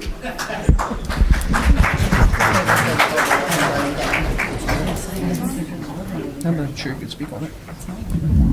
Hi, Mary Bem. I live in Court, and I just wanted to say that I heard someone up here earlier, another citizen, who actually knew what the BA salary was going to be and mentioned it to our president and asked, you knew that it was going to be 110. So I'm not sure whether you really knew it or not, but obviously he knew that those were the salaries that these people were promised when they were hired. So it has nothing to do with the council making this decision, and we know that with this, you're raising these ordinances to go higher, you're obviously going to, and you wouldn't answer, Mayor, what you were going to give them, but it's obvious that they knew what you were going to give them, somebody here in this town. So there must be backroom deals and backroom talking outside of the council who's supposed to be making these decisions. So answer to everybody else. Are you or are you not going to give them the 110? Because that was what somebody out here who came up and spoke knew it was promised to them. And is that the same thing with the other 5 positions? I mean, that's the question I have, and I guess that's what everybody else has. If you promise this beforehand, and then you just all of a sudden come to council and you tell them what you're expecting, and you get your votes, is that how that works? Or is it actually you guys do the job up there without a lot of people behind the scenes making the decisions for you? I guess that's my frustration. From what I've seen up here, I think it seems a little corrupt. There's something going on behind the back scenes, and it aggravates my world. So just to let you think that one through.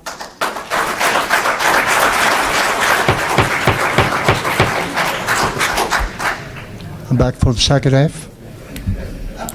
Does anybody else want to come up to speak since Mr. Giancarlo has already been up here? Anybody else? You really want to throw me out? Huh? No, nobody else wants to come up. You're I good. had all intentions of finishing my speech. 5 minutes. But I saw a lot of 5 people. minutes. I saw a lot of passion here tonight. Oh yeah. But I also saw a police officer swearing in tonight, and I was listening to the oath. One line on the oath says that you will do the best you can, serve the best you can. So help me God. So it's up to you. It's going to be on your conscience. You took the same oath. Some of you 2 years ago, some of you a couple months ago. And you put your hand on the Bible in front of your family members, your friends, your supporters. You made your speech, and people applauded you. People applauded you because you won the election, because of your speech, and because of your promise of what you want to do for the community. I wonder what these people did to you tonight. Did they really change your mind on your vote, or was your vote already made up way before you came here? By that, you could tell these people, you could tell all of us, if we wasted our time here or not. If you want us back here, I hope that we did change your mind. Thank you.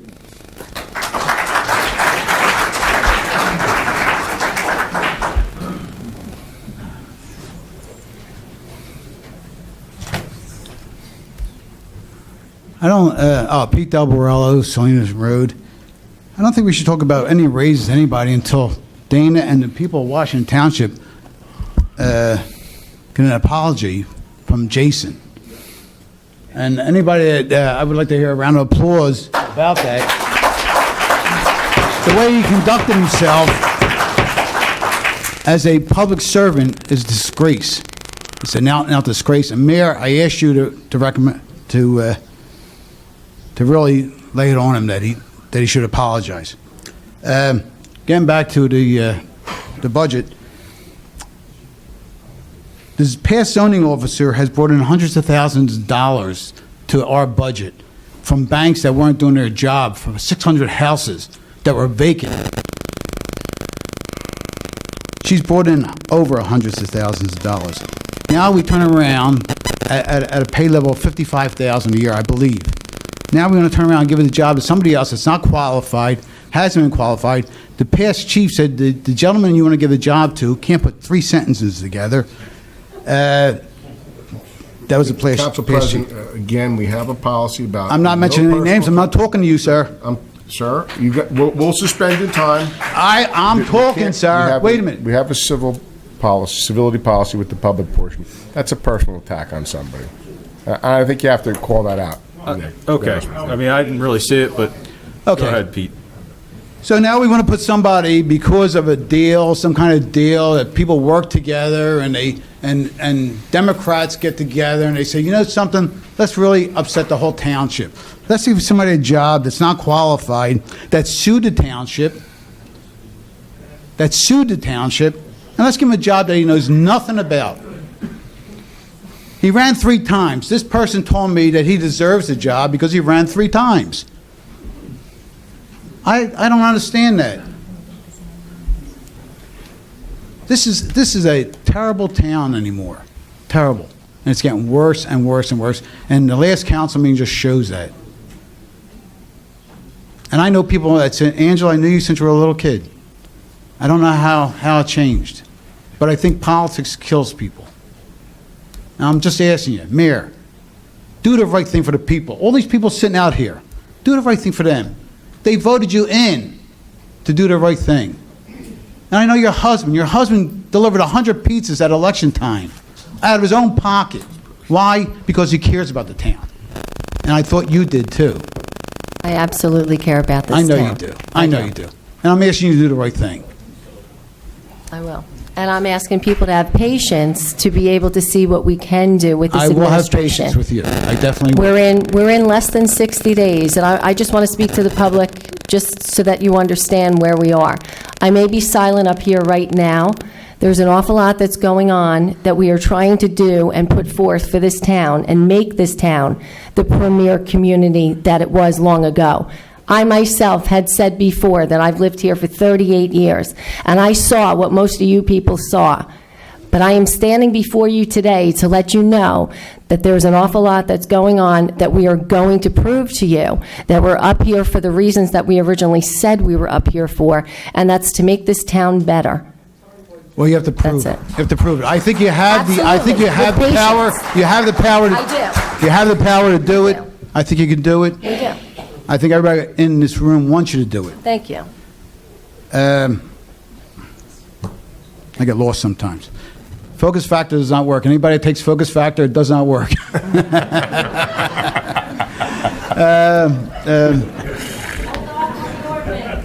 Oh, and the ordinance. Yes, let's go back to the ordinance. I'd like to see us table this year. Joe Perry, I'm really disappointed in you, Joe. I'm really disappointed in you. Anybody can give their friends jobs, but quality people is the ones that do the job. Not because they want a job, because they do the job right. And to take somebody out that did a job right, I'm ashamed of you. I'm done. Thank you. Oh, one more thing. Pratt, you're up there to get... Excuse me. It's Platt, Mr. Platt, P-L-A-T-T. I was going to say something else, but okay. You're up there to guide these people that are up there. You're not there to do the talking for everybody. And I wish you would sit back and let them discuss it. Well, Okay? You're up there to guide them, not to make your own opinion. Well, I do guide them, but there's some times when I have to interrupt them on where we are procedurally in the process. No, you jump in there and answer. Listen, while you may disagree, I am trying to guide them, and I can assure you that I have the best interest of making sure that these council meetings are run properly and legally. All right. When Mr. Longfellow asked the question to the mayor, he's not asking you, he's asking her. And I decide to answer, okay? You don't have that option. I do. If he asks you to answer, then that's I different. do have the option. No, you don't. And I will. Okay. That's and we have plenty of good talent in Washington Township that we can get somebody in Washington Township. I never met her before in my life, but I think she's more qualified than Jason.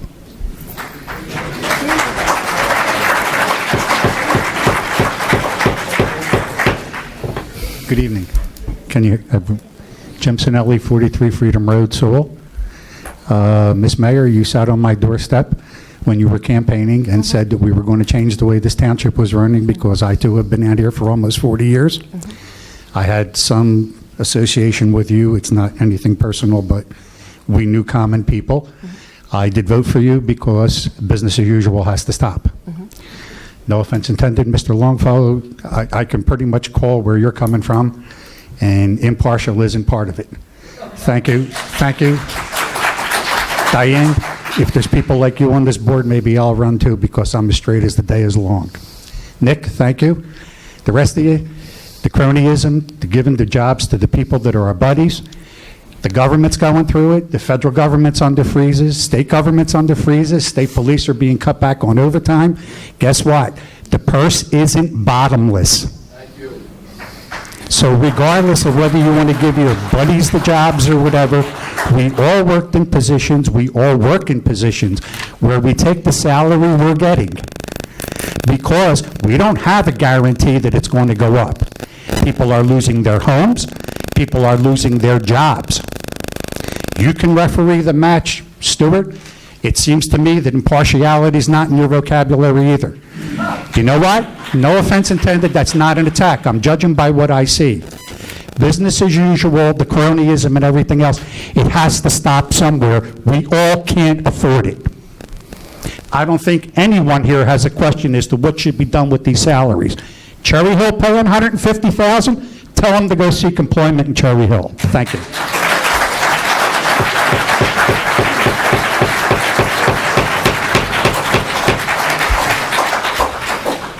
I don't see anybody behind me, so I'm going to assume I'm the last person for public comment. Let's focus on solutions here. All right? We have an ordinance, and the public has spoken very loudly. So there's two options. One, you can table this ordinance for a year or a time period for which you see fit. The other option is to amend the ordinance, which is my preferred option. I think it should be the policy of the Township of Washington that no employee gets a raise until after they have completed 1 year of service and have completed a formal performance review.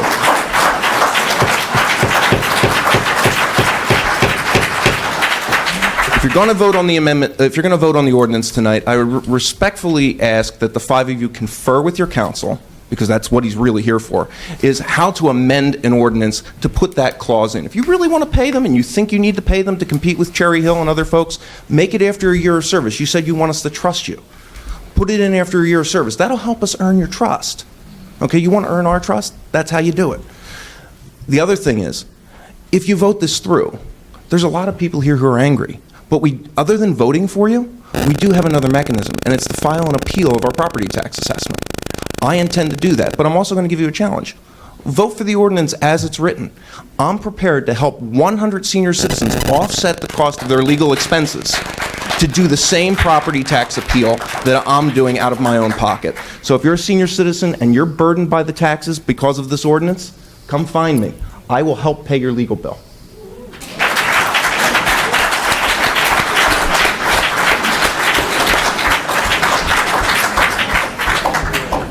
Anyone else from the public wishing to speak on the ordinance?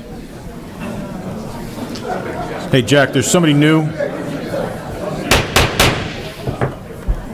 There we go. Hey, Council, Mike Pacetta, 37 Goodwin Parkway. Say, I heard a man in the back tonight, I think it was Mr. Donato, he actually made a charge that you guys know that Mr. Gunter, Jason, is going to get a $110,000 salary. I heard him say that. He actually leveled the charge at you, Nick. Is that true? No. When I heard it was going to be Jason Gottner, there was no number told to me at what he was going to be paid. Why would Mr. Donato say that? Don't know. I don't know. Do you know Mr. Donato? You still in the audience? You said they all knew about a $110,000 salary. What do you know? Is that your daughter up there? That's okay. So, I'm not. I'm just asking you where did you get your information? Sir, you need to refer your questions to counsel, please. It's not an accusation, Mr. Donato. No, it's not. So, again, I'm asking the question. Where did that information come from? Where is that just bogus? I mean, he came up here and he said it. It's part of the public record. It's on that camera right now. I think the township people should know that. No answer? Mrs. Gattinelli, you chose this man. Did you agree that this is going to be his salary?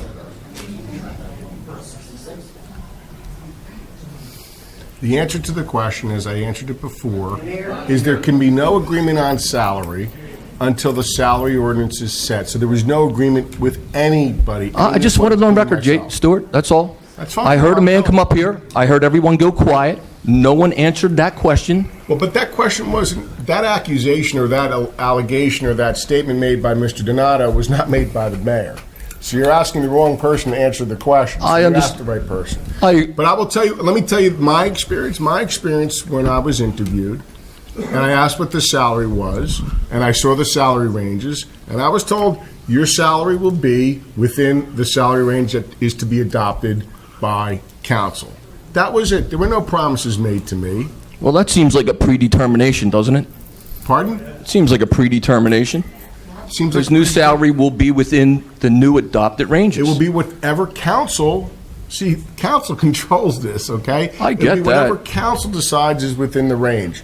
And if I'm not satisfied with that, then I don't have to stay in the position, obviously. Okay. Because there's also freedom on this side of the table to not accept that. So the bottom line is, in my experience, I was not promised anything other than what would be the salary range, because I knew that instinctively that's how it works. Okay. Listen, I just want to hear it on the record, that's all. No one knows about that $110,000. So if his salary turns up next year after some fabulous performance review or some criteria that says he deserves a merit increase, that 110 won't be suspicious. Right? Can't say, right? I know. You know, you're asking a hypothetical question. I understand that. I am. I'm putting it out there. It is hypothetical. That's all. Okay. Thank you. You're welcome.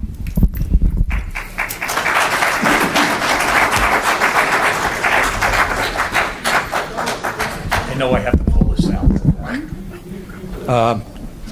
Good evening, everybody, and thanks for coming out tonight. It's a pleasure to see all these people. My name is Joe Fernicole. I've been here for 28 years. I am totally embarrassed with this conversation tonight. This is just despicable that we're even discussing this at this time. The only people that should be getting a raise are the people that are collecting delinquent taxes and other revenue streams that we can get, because we're not getting anything. Second of all, forget this thing. There should be a freeze right now. Freeze everybody's salary. There's nothing to justify giving anybody any consideration. It's like a gentleman come in and see me for a loan and says, well, I'm going to increase my salary. I said, well, what are you going to offset it with? Nothing. You're not going to increase your revenues? You're not going to cut costs?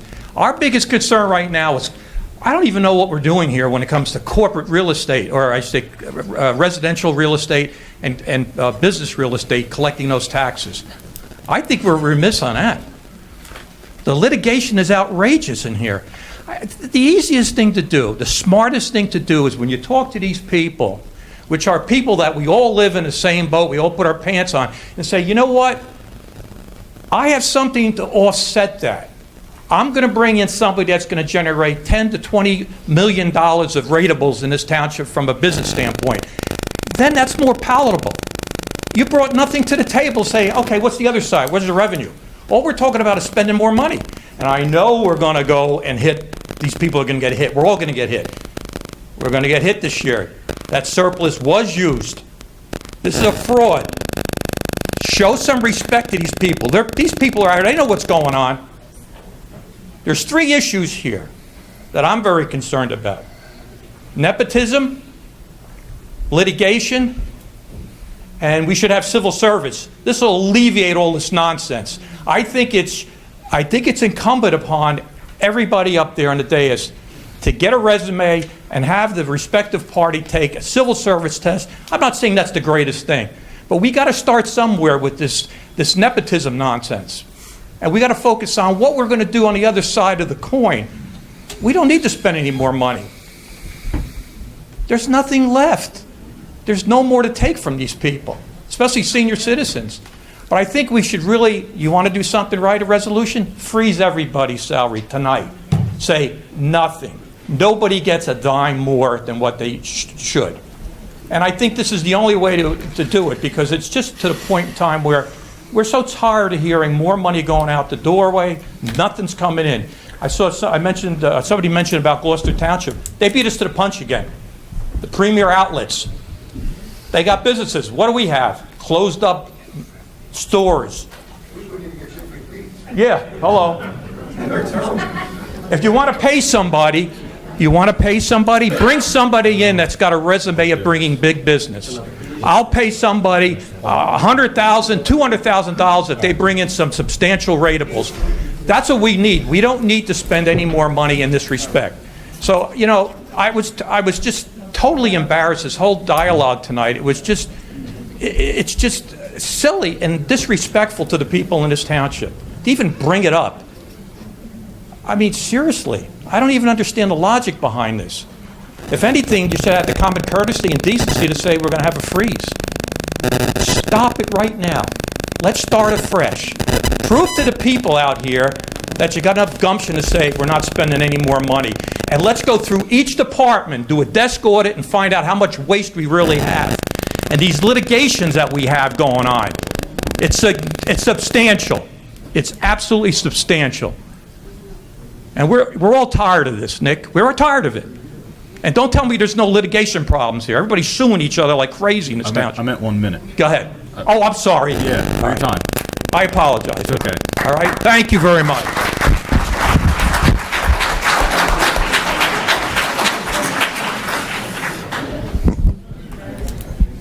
I need to introduce myself again. No, sir, I know who you are. I have it on the record. First of all, when I was up here earlier to talk about the salary ordinance, where I was headed, maybe I didn't make myself clear. And I don't want to tell stories, because maybe some people think I'm telling stories from Alice in Wonderland. I don't want to tell stories, but each of you should have a certain amount of business acumen, especially you, Nick, because you run a substantial business.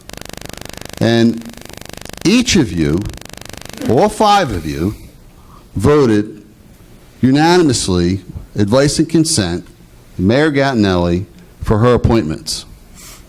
And if you didn't know what the negotiations were, you should have known what the negotiations were. But I was assuming, because if I was sitting here in your seat, and I've hired hundreds and hundreds and hundreds of people, and I've negotiated with hundreds and hundreds of people, I knew what I was going to pay them before I gave advice and consent to whoever was going to hire them. And that's where I was going. And that's the reason I came up and said what I said. And I said that you knew. Because if you didn't know, shame on you. And shame on Joe, shame on my daughter, shame on Dana, shame on Sean. Because you all gave advice and consent. Now you want to back off of it? Back off of it. That's your prerogative. But this menagerie, as the gentleman just said before, is uncalled for. Totally uncalled for. Last week's menagerie between Dana Pascalone and Gunther was uncalled for. I blame you, as I did before. You should have stopped it. You should have stopped it. I'm not saying her points weren't valid. Her points were valid. I'm saying when it got into the discussion that it got into, it should have been stopped. And I would hope, and you know the respect I have for you, I know your family for 30 years. You've been in my company, you've been in my house. Make me gain respect for you again by running these meetings properly. And if any of you give advice and consent to the mayor to make a hire and you don't know what's going on, shame on you. Shame on you. But that's what these people don't understand, that that's what you gave. And if you didn't know what it was going in, then shame on you. You should have known, because that's not the way you run a business. Let me tell you something. You sell a box. Every business has a box, okay? Doesn't matter what the box has in it. Doesn't matter if it's nuts and bolts. Doesn't matter if it's tires. Doesn't matter if it's cars. Doesn't matter if it's pencils. It doesn't matter if it's services. You're to provide a box to these people, a box of services. And if you're making advice and consent to a mayor unanimously, then evidently you don't know what's coming in the box. And like the guy said in the movie, every box of chocolates, you know what you get. You don't know what you get. So know what you're getting in the box.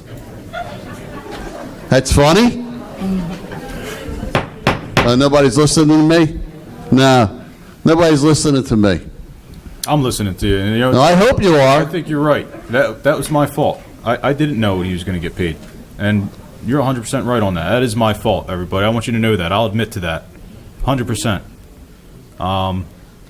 You know, as far as this goes, as the salary ordinance is, I'm not for it, but I'm willing to make a change to it. I'm not willing to take a salary this year as council president. I'm a separate line item on the salary ordinance. I can do that. I would make that motion.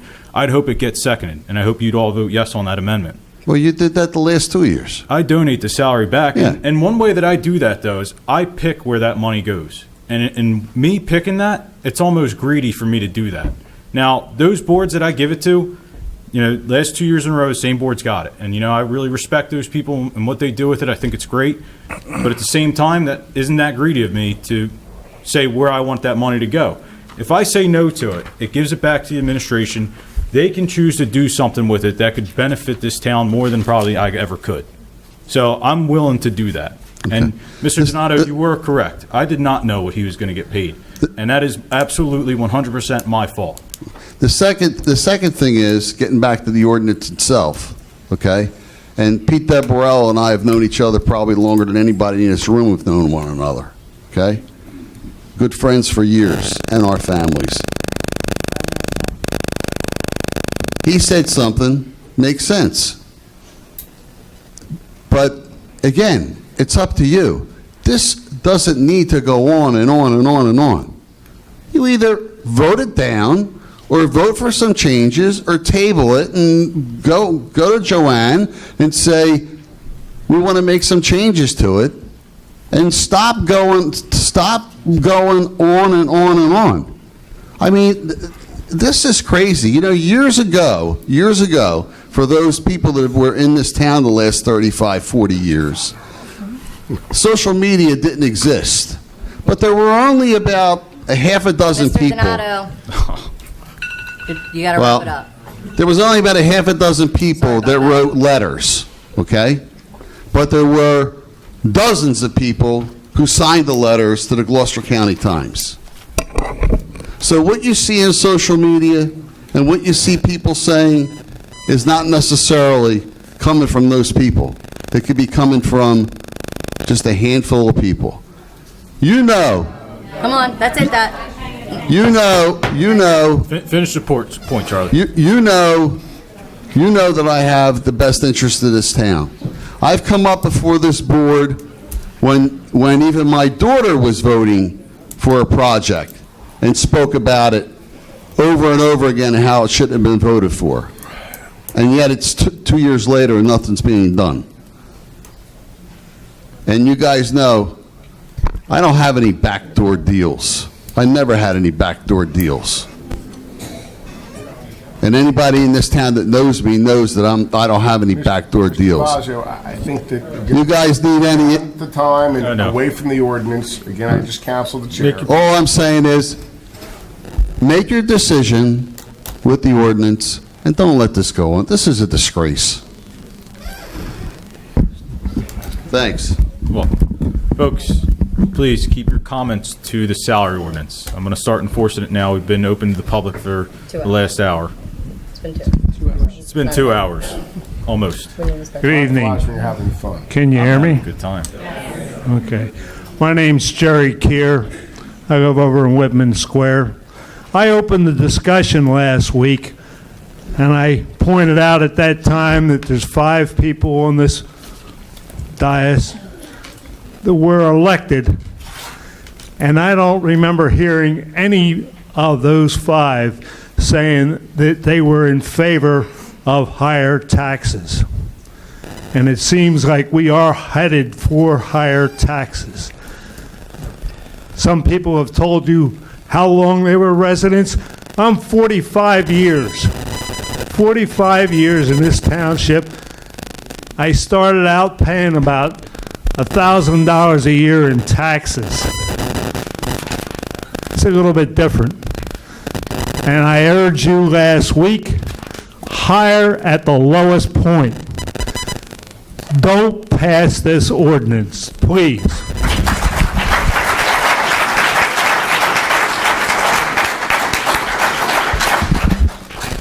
Pete Road, 236 Selena Road. I came up here last week and we talked about my son. I actually brought him tonight because I wanted him to see how good government works, but we're not seeing that tonight, are we? The first thing we need to talk about is how that business manager talked to you, Ms. Pascal. I was embarrassed. Mayor, that's embarrassing. He definitely needs to be reprimanded for that. He actually should step down. It was appalling. And thank God she's not my daughter. Mr. Delbro, please talk about the salary ordinance. Let's get to the salary ordinance. So you have to tell my son, each one of you, why we can't go on a trip, why we have to leave in a couple minutes because I have to work another shift tomorrow, why we were late getting here tonight. You're not thinking. Mr. Longfellow, you're sitting there and you're looking at people and you're like this, but in a minute you're going to vote and you're going to say yes. You're not thinking about him. You're not thinking that he wants to stay in this town. He loves this town. He uses the schools, he uses the parks. We don't mind paying, but we got to stop. You have to tell him why. Why can't we go on a trip, Dad? Why do you have to stay late, Dad? Why? You're the reason why. You're the reason why. You're the reason why. And you could stop that right now. You could stop that right now. You could say, you know what? I'm not a political puppet. I'm not a person that listens to other people. I speak my own mind. If you have children, you know what I'm talking about. He didn't want to come up here because he was too shy. But he's back there and he knows and he's listening to what you're saying. And he wanted to see good government tonight. He wants to see you make a decision on the salary ordinance and say, no, table it. No. This is not monopoly money. It comes out of my pocket. And he doesn't have my time. And I feel bad about that. And I want you to feel bad about that too for everyone else's children, senior citizens, everybody here. Think about these people. Think about them. That's all I'm asking you to do. Just think about it. Make a good decision. Make everybody proud. Say tonight, yes, we're going to table this. We're going to make everybody proud. I'll be a proud resident. I'll be a proud resident. I'll be a proud father again. Thank you.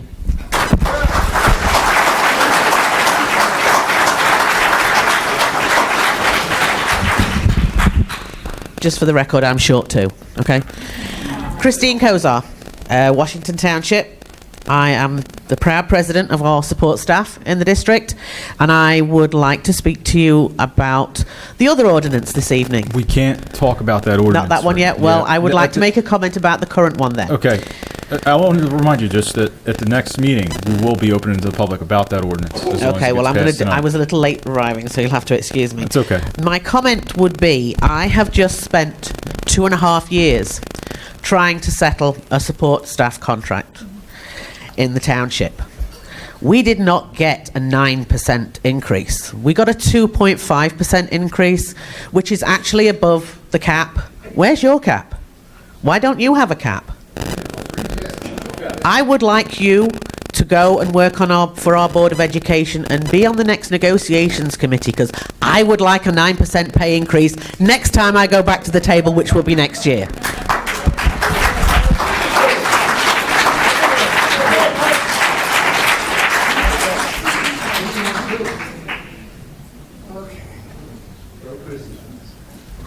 You know, there aren't Bob Alvarez, Bainbridge Lane, Sewell, New Jersey.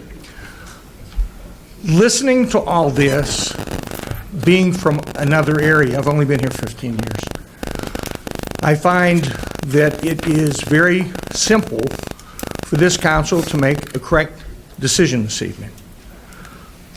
The council has the opportunity to make some history this evening. What's happening to you, I think, is you have to take care of business by being a little bit more cognizant of the fact of what you vote on. Resolution 6-2017, you all agreed to the mayor's appointments. On January 2nd of this year, you agreed to her appointments.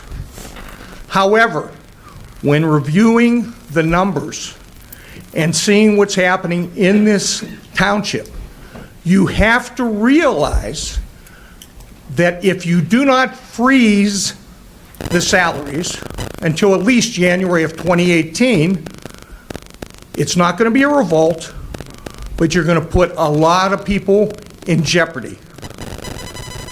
I hate to say it, I'm a senior citizen. I do not have the same income that I used to have. And when you're put in that situation, you love the town that you're living in, you hate like heck to put your house up for sale, but that's what's happening.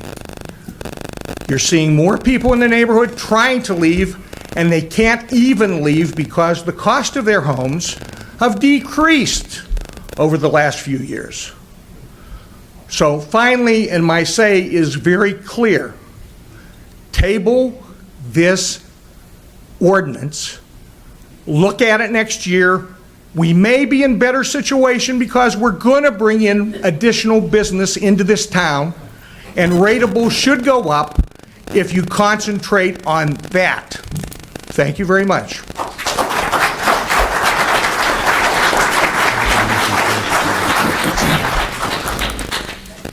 Any other members from the public wishing to speak?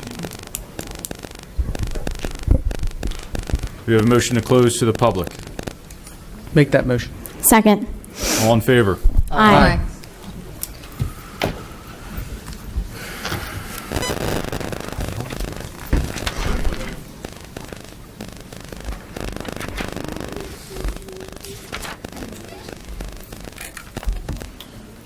Well,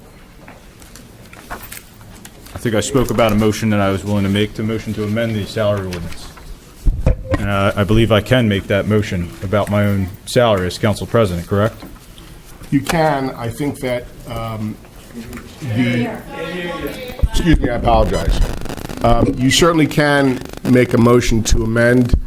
When it comes to the salary ordinance for council members and anybody else, I think what you're trying to say is that whatever the salary ordinance is going to be as to you, you are not going to take your salary, correct? Yeah. Okay. Our code requires that there be a salary set for every elected official. And whatever the number is in here is what it is. And if you decide that you don't want to take that salary, you have a right not to take that salary. And obviously, we'll just let payroll know that you're not taking the salary. Yep, that's so you don't have to amend the ordinance to do that. Well, I'd be willing to do it then. You take the money. Don't stop paying me checks. I think I have a couple that I need to return to the administration or municipality that were from this year. The previous year I already donated, so it's already gone. And I'm just going to stop taking the salary at this point. And that way it gives it to the administration to use throughout the budget. And they can decide what to do with it at that point. No, that's what I want to do. Because, you know, I can still help out those boards that I help out. I can do that. You know, I'm very fortunate enough that I do own my own business.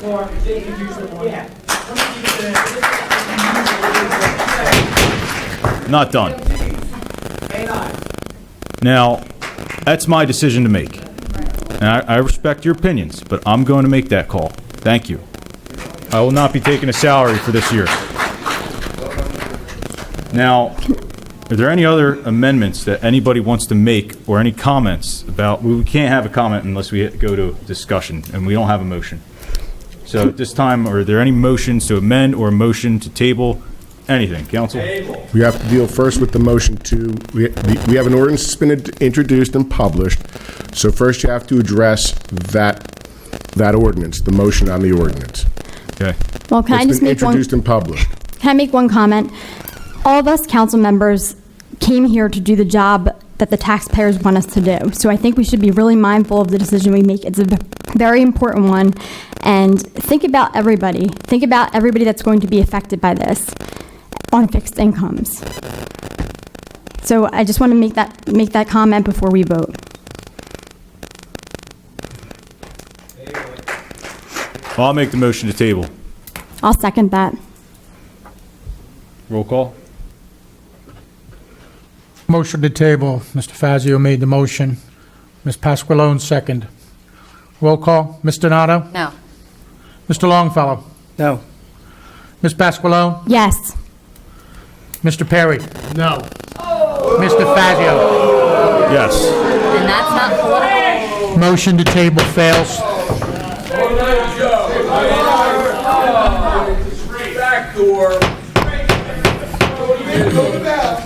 Now we need to make a motion on the ordinance. That would be correct. That's Okay. correct. So council, if you'd like to make a motion on the ordinance as is. I'll make a motion for ordinance 2-2017. Second. Roll call. Well, Any discussion? Hold Sorry. on. So, I think it's important that we all have a discussion up here about this before we move on to table this. So let's not put the cart before the horse here. Again, we've already talked about the budget process, you know, and I think this is an appropriate salary range. I really do think it is. Based off And of hold what? on, I'm speaking. Please allow me to do so. The mayor should be able to recruit people. We had a very, I won't say it's not easy to recruit a business administrator at $106,000. It's not. It's somebody she has to trust. Let him speak. And it's the chief of staff of the entire town. It's the most important position within the entire township. We have people that he's in charge of that are making significantly more money than he is, and he has to run that. For example, the police department. A sergeant in the police department is making more than our business administrator, who's basically the chief of staff of the town. Not saying that it's not appropriate. I'm just saying that it raises an eyebrow. And Nick, you and I had this conversation, and you told me that you felt that this was an appropriate salary. Regardless, you've changed your mind. You're well within your range to do that. There's also been a number of rumors thrown out that this salary ordinance is going to raise your taxes $500. That is ridiculous in nature, okay? I just want to put this out there. I talked to our CFO earlier. If we maxed out, if we went full 2% on every assessed property in Washington Township, a 210 median household would receive an increase on municipal taxes of $26.74. On top of that, we had a 0% increase last year. Not one municipal tax was raised last year. It was a 0% increase. That may be true, but nonetheless, there's still a 0% increase. Sean, continue. So, we're talking about $61,000 total worth of salary range. I don't even think we come close to that. And Mayor, you can speak on that if you wish, but we need to start putting ourselves in a position to recruit people down the line. You never know, somebody leaves. We got to be able to get somebody in quick. We're going to have to go through this whole thing again? I don't want to go through this again. It's ridiculous. We need to be able to get good people in here. We can't attract businesses. We can't attract good people to run our township if we don't move these salaries up. We've held them. We've held the line on them for 2 years. I'd like to hear them, please. We've held the line on salaries for 2 years, which is something I'm very proud of. But at some point, we need to adjust salaries. Many people have not received raises for years, which has been helpful, and I understand that. I went with 5 years without a raise. I sympathize with you. So I'm just saying that maybe give this some more consideration. We're not looking to jack up taxes. I'd love to come back with a 0%. Nothing would make me prouder than to come back with a 0%. I didn't know Jason Gonter before this all started. Didn't know him. No idea who he was until about November when he came into the picture, and the mayor said, hey, why don't you consider this? So as far as considering this cronyism or nepotism is a fraudulent statement, period. It is a fraudulent statement, and I stand by that 100%.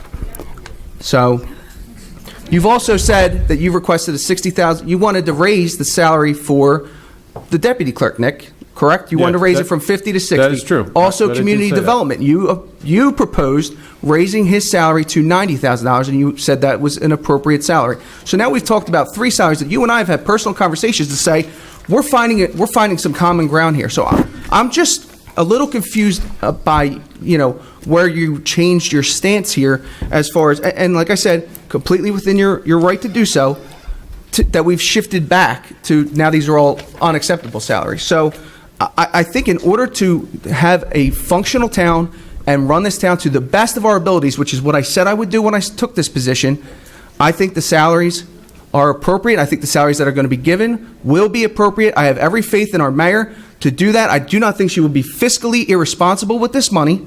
We need to consider this ordinance. We need to get this done because there's a million other things we could be spending our time on doing. And I think you will all agree with that. And just to reply, absolutely, yeah, I think that there should be an increase to the deputy clerk. And that was my idea to put that on there because it's somebody who's been working here for 2 years. She's proved she can do the job, and she actually did a great job up here at reorg. And that was her first time really running a meeting. And Chrissy, I just want to say thank you, and you did a great job at that meeting. And I didn't get a chance to say it at that time, and I apologize for that. But as far as that goes, that other ordinance that was on there, it had the zoning officer set to, I think it was 10 to 15. Correct. 10. I was for that because So in you my were for head, that entire ordinance? part of it. It wasn't all what I wanted, not everything. But my thing was, if we would have lowered that salary, it was taking the offset of the increases, and I would have been somewhat okay with that because now it is $60,000, which is not a lot. But would you this is agree not that going it's to a directly budget- raise your taxes? He is absolutely correct by saying that. This is not going to directly raise your taxes.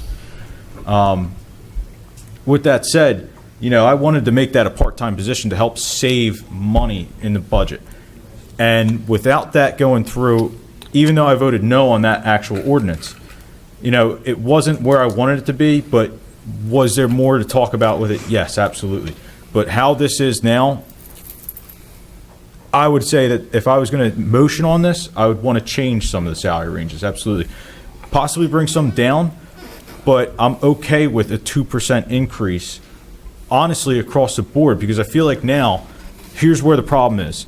There's 5 salaries picked out on this ordinance that are going up. They're increasing. 7. 7. There's 7? 7. That are increasing. Yes, 5 of which are new employees. 5 of which are okay, I was getting the numbers confused. Out of all the positions, I'm not sure off the top of my head. I think it's more like the bottom ones where it's like the part-time positions. They are not changing. They're the same. Yes, like the municipal prosecutor Right, and the they're judge, the same. Municipal counsel. prosecutor, judge, they're all staying the Right. same. They're part-time positions. So we're talking about the director of public safety. We're also talking about the chief, like, right. There's a state statute that he needs to be paid 10% more, I believe, 5%? More than his More than next the highest subordinate. the next officer down from him, basically. Right, his subordinate. So he has to go up. It's a state statute. There's no choice on that matter. So yeah, we're going to have some increases, and not all of them I am against. That's true.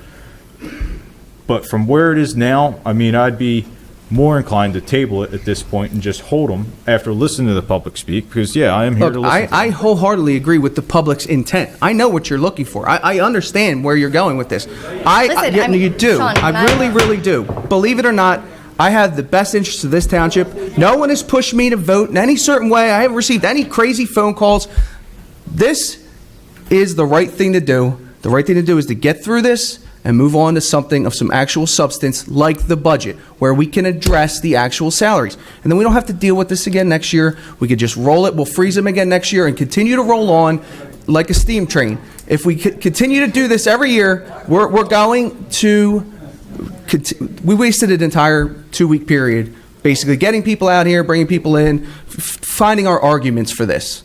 When realistically, this could amount to 0.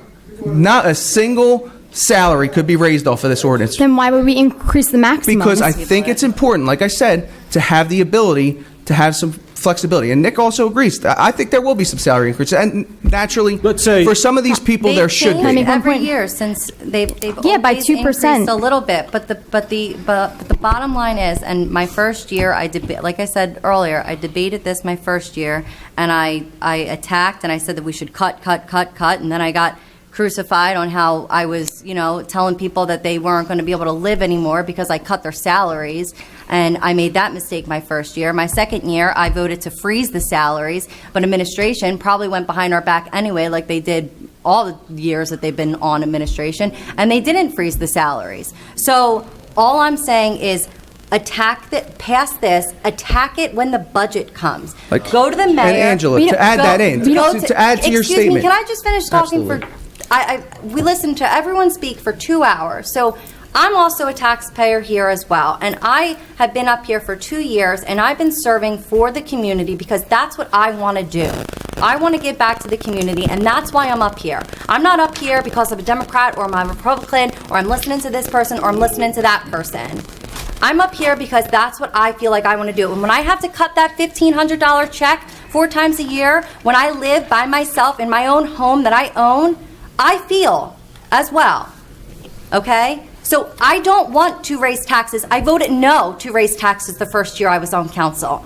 Last year we cut a break and we didn't have to raise taxes. For the first time in 7 years. Correct.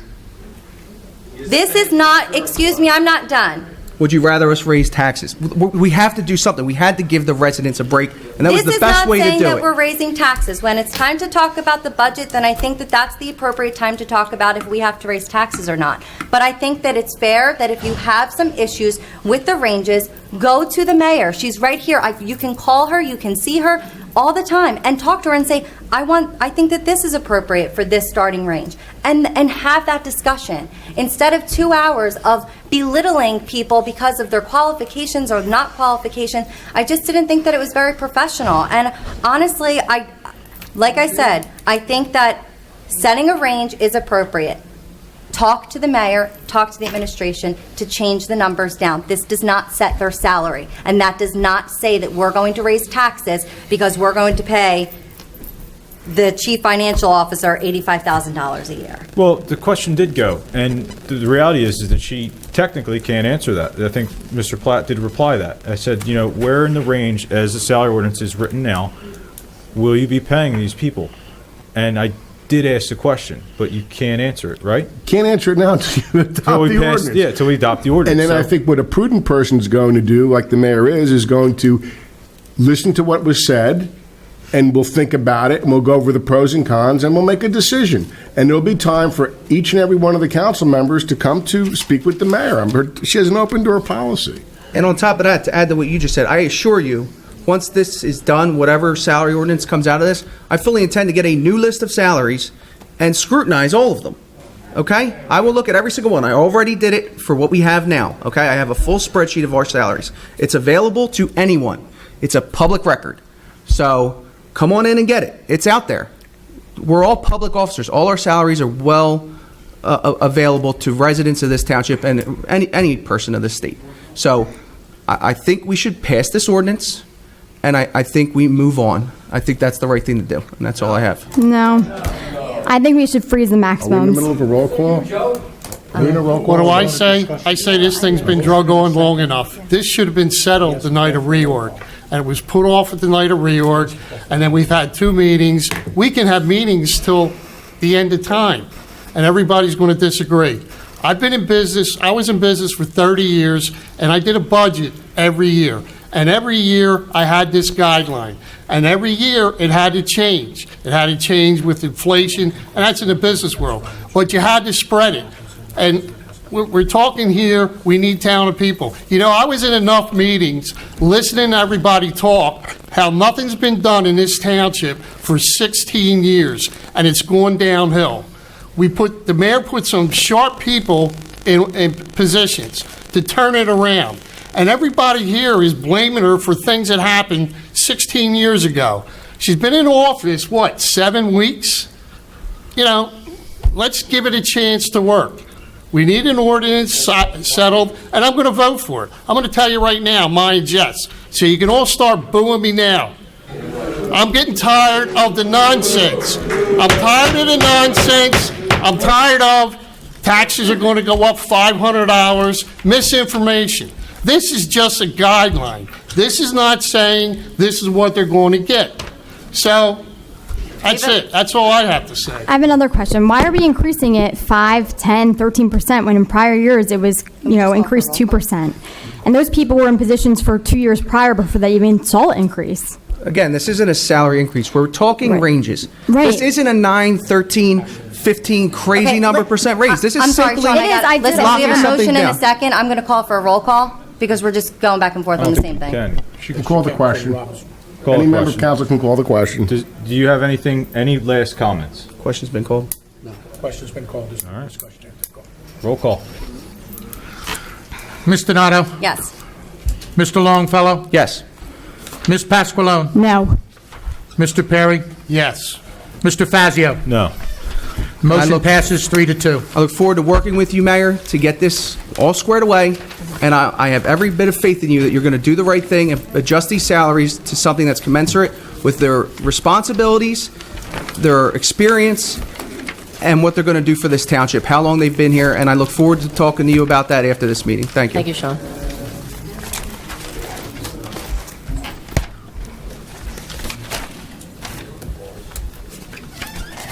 All right.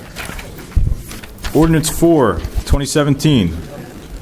Ordinance of Washington Township, County of Gloucester, New Jersey, providing for, man, I'm sorry. You know what? Do you Want me wanna to take- read it? No, do you want to take a recess? I mean, does anybody need a recess? Would you mind a I gotta 5-minute put eye break? drops in. I'm having a Yeah. hard time seeing. Yeah. Well, make a motion, take a 5-minute I recess. make a motion, take a 5-minute recess. Second. All in favor? Aye. Yeah, they are. I'm yelling. Say it again. We're going to resume the meeting now. If everybody that's staying, please take a seat.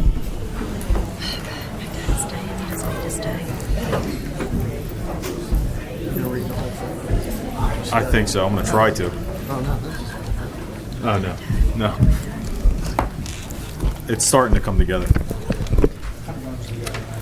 No, you know what it is? It's hard to see up close right now. So we're going to, do we need a motion to come out of a recess or no? Just call it back to her, we're fine. We're going to call back to order, and we're going right into Ordinance 4-7, 2017. This is an ordinance of Washington Township, County of Gloucester, New Jersey, providing for these sharing, yeah, this does run together, for the sharing with the Washington Township Board of Education of 44% of revenues generated from the payment in lieu of taxes involving the Washington Square project financial agreements. Council President, before you call for, and this is for introduction only, before you call for a motion on this, I have some changes to the ordinance I'd like to read into the record, and I'll explain why. I received a telephone call from the attorney for the Board of Education who reviewed the ordinance, and he had some questions about some of the language.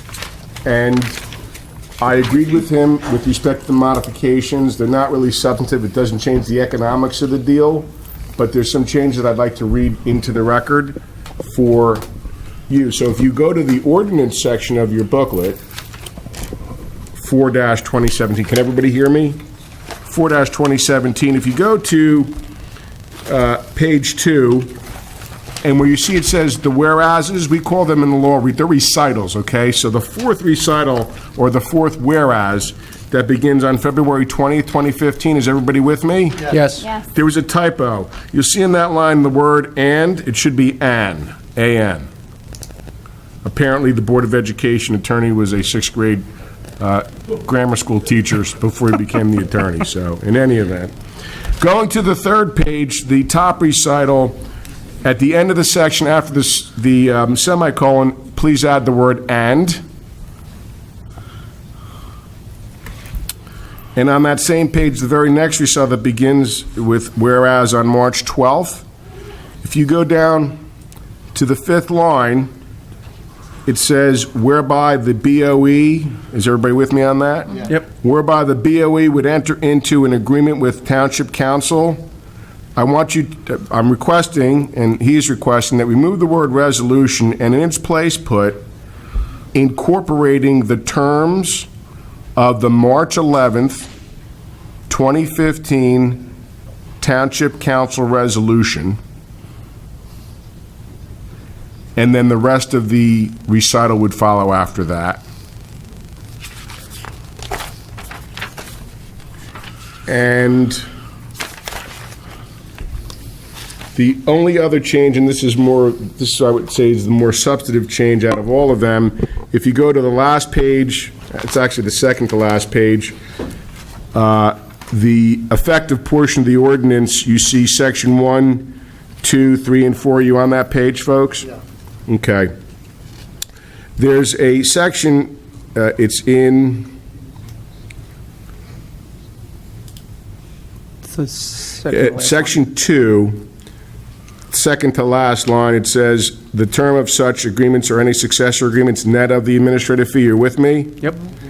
"And any portion of payment paid to any other governmental entity, including but not limited to the County of Gloucester." We're just going to change that to, "and any a portion of the payment paid to the County of Gloucester." So we're taking out the idea that there's some other governmental entity. And Stuart, just for consistency, on the second page, the second to last recital, that language is also there as well. Yes. I'd like to strike that as well. Yep.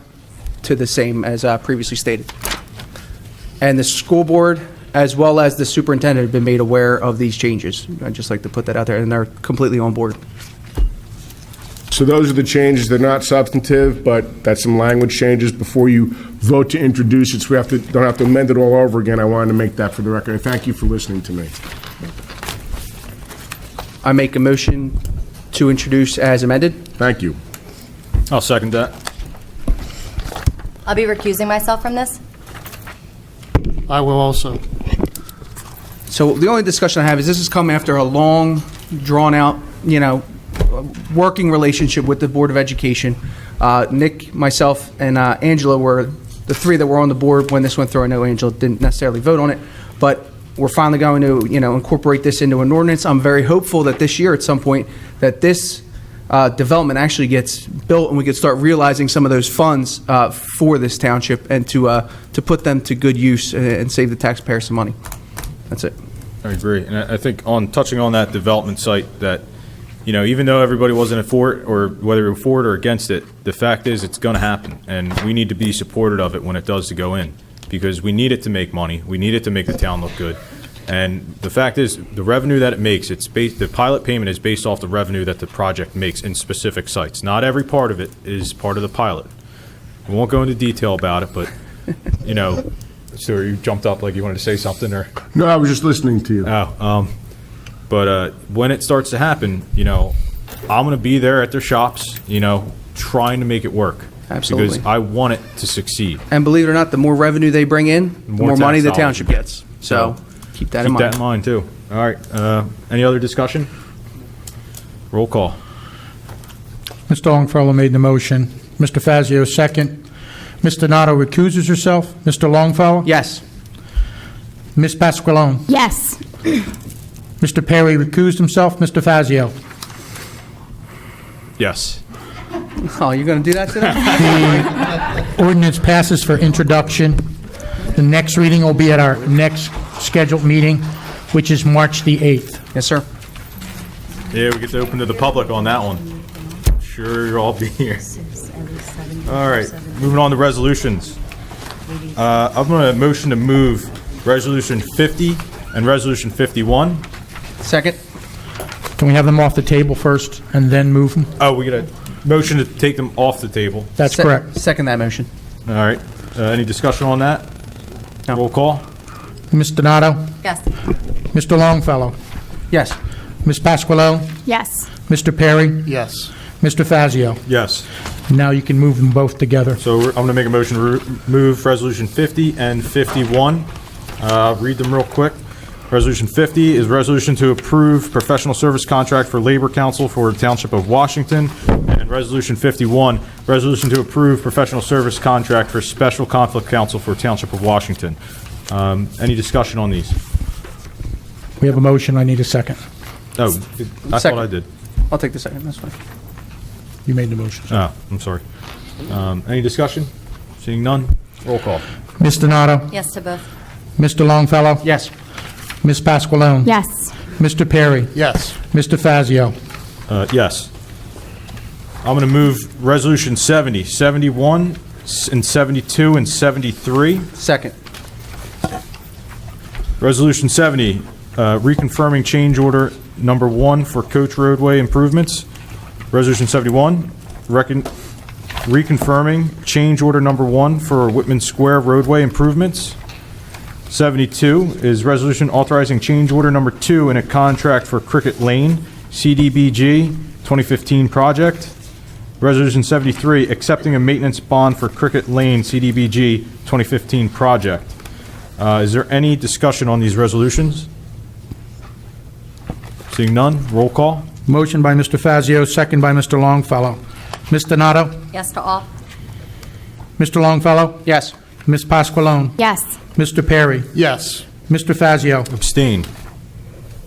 I'm not 100% on resolution 73 if I had to, but I feel like I do because it's money to a contractor, so. It passes. Yeah. You abstain on all 4 of them? Or Yes, just- all 4. Okay. I'm going to move resolution 74 and 75. Do I have a second? Second. Resolution 74 is resolution to approving large gathering application for Harbor Freight, and resolution 75 is a resolution approving large gathering application for JMK events. Any discussion on these resolutions? Seeing none, roll call. Mr. Fazio made a motion. Mr. Longfellow, second. Ms. Donato? Yes. Mr. Longfellow? Yes. Ms. Pasqualone? Yes. Mr. Perry? Yes. Mr. Fazio? Yes. I'm going to call resolution 76, 2017. This is authorizing a lien on real property for a remediation treatment performed by the Township of Washington. Do I have a motion? I'll make that motion. Second. Second. Oh. Give it to Angel. My one question is this, because there's the backup that came with it. Did we do this site before? Yes. Yeah. Was that when we were here too? That was in 2015. Yeah, Yeah, we were here for that. so it was first year. The end of 2015.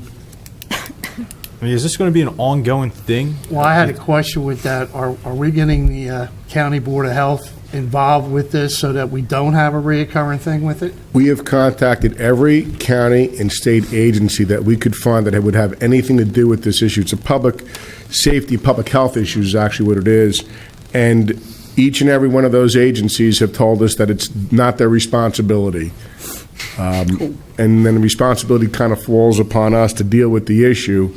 There's a much greater issue that I want to go into the details of which about why this problem keeps recurring, but it's affecting a neighbor and it's affecting their children, and we've done it before, and they've reached out to us multiple times, and we really had no other choice but to do this, and obviously we're asserting a lien against the property in order to conduct this this treatment.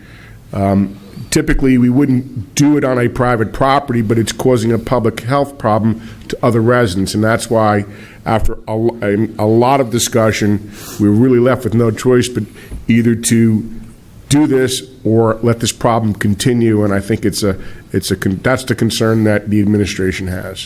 What's the resolution going forward so we could stop this problem from occurring? Because I think, based on what I know about this resolution, that it's going to keep occurring every couple of years. And I just would hate to see our money going to that every single time. I understand that, and certainly you don't have to vote for this resolution. The going forward problem is the issue. You did it. In other words, a previous council did it once, and the person that said, "You've done it before, do it again." And they get sort of locked in, as you're saying, are we setting a precedent? We will continue to look for other ways to deal with the issue, but we believe, and again, I don't want to get into details, the cause of the problem is not, we're remedying the symptom, but not the cause, and there's a lot of privacy rights and a lot of those issues. If any of you have worked in that sector, it's a difficult thing, and we're just trying to do it in whatever way we can. There's an estate involved. There's not a whole lot of communication. So we are spending a lot of time trying to get this problem eradicated, not just the symptom, but the cause of the problem, and that's been the difficult part. But you do have a problem that is reaching very high, extreme levels, and the neighbors are really demanding something be done with it. It's affecting their children, and that's why we brought this to your attention. No, and you're right. We're doing what we can. I can't tell you that it's never going to happen again, but we're making any effort. And if you have any suggestions about how to deal with the issue, I'd be more than happy to discuss them with you. No, I would look forward to the administration looking further into this. I understand and appreciate it so far. I mean, I think this is your easy fix now to get the problem resolved, and I don't see anything wrong with it at all. And I would look forward to talking to you about future or potential. I'm lost for words. I'm so Solutions. sorry. Solutions. Thank you. On this issue. So, any other discussion on this resolution? No. Seeing none, roll call. Motion made by Ms. Pasqualone, second by Mr. Longfellow. Ms. Donato? Yes. Mr. Longfellow? Yes. Ms. Pasqualone? Yes. Mr. Perry? Yes. Mr. Fazio? Yes. Resolution 79, 2017 is a, I just have a question. I started interrupting. What happened to 77 and 78? Did I miss those, or just we're out of numbering? I or? have 77 in here. This is legal services for long. Do you? Is this an updated agenda? It's not on the agenda. though. Unfortunately, those resolutions didn't make it onto your agenda, but they are in the book to be This made. list is the last now. I understand. That's fine. I just want to make sure we're in the right numbers. There is you should do There is a 77, sir, and Yeah. 78. 77, 78 here. I don't know why they missed it. Nick, you don't have 77, 78? Okay. I do in my book, yeah. All right, we're going to call Resolution 77, 2017. This is a resolution awarding contract for legal services to Long Maremo, I'm not going to do that, and Marmero. Associates LLP. Marmero. No, close enough. I'm Italian, I can't pronounce the other Italians' names. Do I have a motion? I'll make the motion. Second. Any discussion? I just want to indicate something from administration. One of the things that we are doing this year in terms of budgeting, when it comes to professional fees, attorneys and non-attorneys, we are asking everybody, all the professionals, all the outside professionals who you've appointed, to give us a budget of what they expect their legal fees to be. And that's very difficult. Sometimes you're involved in litigation, you don't know what it's going to be. But they have to give us a budget. We discuss that budget with them. And these resolutions are basically a stopgap measure. It's a budgeting tool that we're using, the mayor's using, and the administration's using to make sure that we keep some control over professional fees going forward. So, Mr. Sub is keeping track of this as well. This attorney cannot submit a bill that exceeds this amount unless you as counsel approve that. So that's another budgetary thing that we've been instituting this year to make sure we have some controls over professional fees. Any other discussion on the resolution? Seeing none, roll call. I have a motion by Mr. Longfellow and a second by Mr. Perry. Ms. Donato? Yes. Mr. Longfellow? Yes. Ms. Pasqualone? Yes. Mr. Perry? Yes. Mr. Fazio? Yes. So Resolution 79. This is a resolution. 78. 78. Go back Wait. to 78. Sorry, in your book. Resolution 78 is a resolution authorizing the Township of Washington to apply for a tonnage grant pursuant to the Mandatory Source Separation and Recycling Act of the PL 1987, Chapter 102. Do you have a motion on this resolution? I'll make that motion. I'll second. Any discussion? Seeing none, roll call. Motion by Ms. Pasqualone, second by Mr. Perry. Ms. Donato? Yes. Mr. Longfellow? Yes. Ms. Pasqualone? Yes. Mr. Perry? Yes. Mr. Fazio? Yes. Resolution 79, resolution authorizing the Washington Township to submit a strategic plan for the Municipal Alliance Grant for cycle July 1st, 2017 to June 30th, 2018. Do we have a motion? Make that motion. Second. Any discussion? Roll call. Ms. Donato? Yes. Mr. Longfellow? Yes. Ms. Pasqualone? Yes. Mr. Perry? Yes. Mr. Fazio? Yes. Can I make a motion to move 80, 81, and 82? I'll second that. Resolution 80 is canceling taxes. Resolution 81 is also canceling taxes. And Resolution, I lost my page, 82 is canceling taxes for totally disabled veterans in different properties with different names. Do I have any discussion on these? Nope. Seeing none, roll call. Mr. Longfellow Yes. made the motion. Mr. Fazio seconded. Ms. Donato, please. Yes, to all. Mr. Longfellow? Yes. Ms. Pasqualone? Yes. Mr. Perry? Yes. Mr. Fazio? Yes. Resolution 83, this is amending and establishing a 4th of July Parade Committee for 2017. Do I have a motion? Make that motion. I'll second. Discussion, I have some. Angela, I know you worked a lot with the Parade Committee last year, the year before. I'm hoping that you reach out to businesses to help fund the parade. And, you know, my doors are open on that. So Okay. I just want to extend the offer. Great to know. Thank you. Appreciate it. Any other discussion? My door is also open to that as well. I would hope so. Completely voluntary. Any other discussion? Seeing none, roll call. Ms. Donato? Yes. Mr. Longfellow? Yes. Ms. Pasqualone? Yes. Mr. Perry? Yes. Mr. Fazio? Yes. Resolution 84, this is a resolution to, authorizing and amending a change order number 1 in a contract for Fairmount Drive roadway improvements. Do you have a motion? I'll make that motion. I'll second. Just like to point out that the resolution that is actually in front of us is numbered 85. Yeah. So I would make them, Contract. I don't know if we 84 actually not in need. there? Now, the title's right, the contents are correct. It's actually 85, you're correct. 84 was pulled. Okay. So this is Resolution 85. Do we have a motion yet? Yes, you have a motion by Ms. Pasqualone. You have a second by Mr. Perry. Any discussion? Okay. 84 was the police. 84 was pulled. 84 was pulled. That appointment's already been made. Seeing no discussion, roll call. Ms. Donato? Yes. Mr. Longfellow? Yes. Ms. Pasqualone? Yes. Mr. Perry? Yes. Mr. Fazio? Abstain.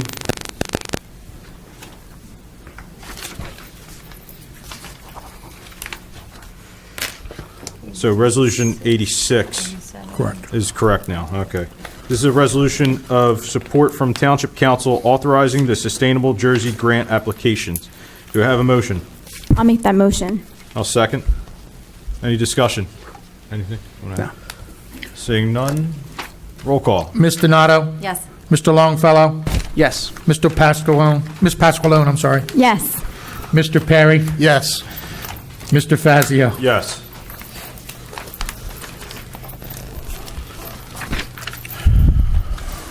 Resolution 87. This is a resolution of Council of the Township of Washington authorizing the execution of an agreement relating to the construction of a residential for sale 138-unit project. I'm sorry, I'm going to hold this resolution until, this is, Yes. Why don't until you leave after the executive. resolution? I think we should table it, and then I think we're going to come back to that after executive session. Is that your intent, Council President? yeah, I think so. So Okay. why don't you finish reading the title, and then we can make a motion to For table. sale 138-unit project with inclusionary affordable housing on or off-site. Council, I'd like to make a motion to table this. I'll to the second end that. of the meeting. Second. Any discuss, no, can't discuss it, so roll No call. discussion. Roll call. Okay. Ms. Donato? Yes. Mr. Longfellow? Yes. Ms. Pasqualone? Yes. Mr. Perry? Yes. Mr. Fazio? Yes. This is coming. Resolution 88, accepting a maintenance bond for Fairmount Drive roadway improvements. And I'm going to move Resolution 89 with it. And 89 is approving reduction of the performance bond for Gantown Equities LLC Phase 1. Do I have a motion, or do I have a second? Second. Any discussion? None. Roll call. Ms. Donato? Yes. Mr. Longfellow? Yes. Ms. Pasqualone? Yes. Mr. Perry? Yes. Mr. Fazio? I'm going to confuse you. Abstain to 88, yes to 89.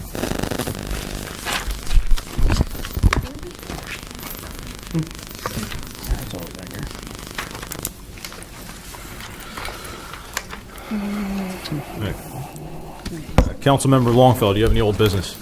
No old business at this time. Dana? No old business. No old business. I do have some. Angela, do you have any? I do not. Okay. A few weeks ago, or maybe it was last week or a week and a half, a memorandum went out from Stewart. And I'm just going to read it out loud. It's dated February 9th, 2017, to council members and department heads. In order to protect the township from liability and to have one point person speaking on behalf of the township, all township employees, police and civilian, and officials shall refer any news media requests regarding Washington Township government other than an Oprah, which are handled through the clerk's office, to the township solicitor's office. No statements shall be made to any news media, especially regarding litigation or disciplinary matters, without prior written approval from the township solicitor. My real question is on this is that, to me, when I first saw it, it kind of looked like a gag order. And I'm not trying to take a shot at you, Stuart. I understand why this may have went out. However, was there potential that somebody was speaking to somebody? Because this isn't, from what I understand, is this isn't technically part of the Faulkner Act. The Faulkner Act stops us from meeting with township department heads. And really I understand that is because you don't want a council member going to a department head, like, for instance, the chief, and telling him something, and then he feels obligated because an elected official is telling him something to do that's not necessarily in charge. However, for this, as a councilman, I don't think I can be gag ordered to this extent. And that's really where my confusion is. And I know that Joanne has said in the papers that she wants everything to be transparent. I really respect her for that. And this, to me, does not look transparent. And I would just like a brief conversation about this. Sure, and it can be as long as you want. The intent of this is essentially attorney-client, a recommendation, advice. And the intent and purpose of this is, when I got here in Washington Township, I think a gentleman had made the comment, there's a ton of litigation going on. And in addition to that, I don't know what any of you know about what you can disclose to the public and what you can't disclose to the public. The goal and the intent behind this legal advice is to make sure that council, the township, council members, mayor, so forth and so on, that we do not get sued. We have enough lawsuits already. Believe me, I know. I see them each and every day. Not since January 1st. Nothing's happened since January 1st. But things have been, there's a history of lawsuits. So the real goal was to say there are some issues that you may or may not know about. For instance, you can't disclose litigation strategies. You can't disclose what happens, what goes on in executive session until that's released, until the matter is resolved. You can't disclose personnel issues. You can't disclose certain public safety information that you may acquire as a member of council. So the goal was to try to separate the wheat from the chaff. It's clearly, use the word gag order, and I take that, you don't mean that in the pejorative. You're saying, listen, it appears to be a gag order. That is not my intent at all. My intent is to protect and to prevent lawsuits from going on. And that was my recommendation. And certainly I think that a well-intentioned person can see the difference and can understand what I'm trying to do by this policy. For instance, we get calls every day about a very high-profile case. I won't mention that. And I get calls from the chief about it to discuss the case because he wants to make sure that nothing is said by any department head, any council member that could hurt us in the litigation. I want to stop litigation, and I want to prevent there from being a litigation advantage, personnel issues, negotiations. There's a lot of things that, for proper reasons, are not disclosable. So that's really was the intent and purpose of this. And in addition, a lot of council, my experience have been a lot of council people, committee people, governing body members really don't like speaking to the media. And because of that, sometimes it's good to have a singular point person. But it certainly wasn't meant to be a gag order.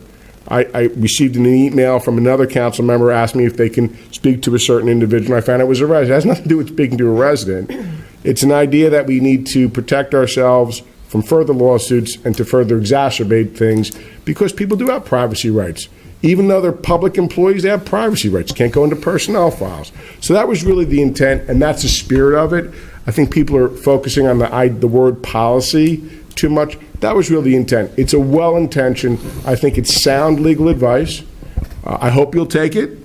And for things that are, for instance, that are not in those areas, certainly you can talk about them. And that wasn't my intent. So that's really what it is. That's the beginning, the middle, and the end of it. It's my intent to try to protect the township and council and the residents too, because lawsuits result in increased fees and increased taxes. That was my goal. Well-intentioned, that's what I meant by it. If you want me to change something, I will consider that. Stuart, if you don't mind, should someone violate that and release something and be sued, would they be indemnified by the town? Well, that's the other thing. We have an indemnification, a defense and indemnification ordinance, which says that if a council member is sued, we have to provide them with a defense, an attorney, and indemnification. If somebody has an award against them, we would have to pay the award. And we're covered by insurance under that up to a certain amount. But there's exceptions to that. And one of the exceptions is if you fail or you violate any duty that you have.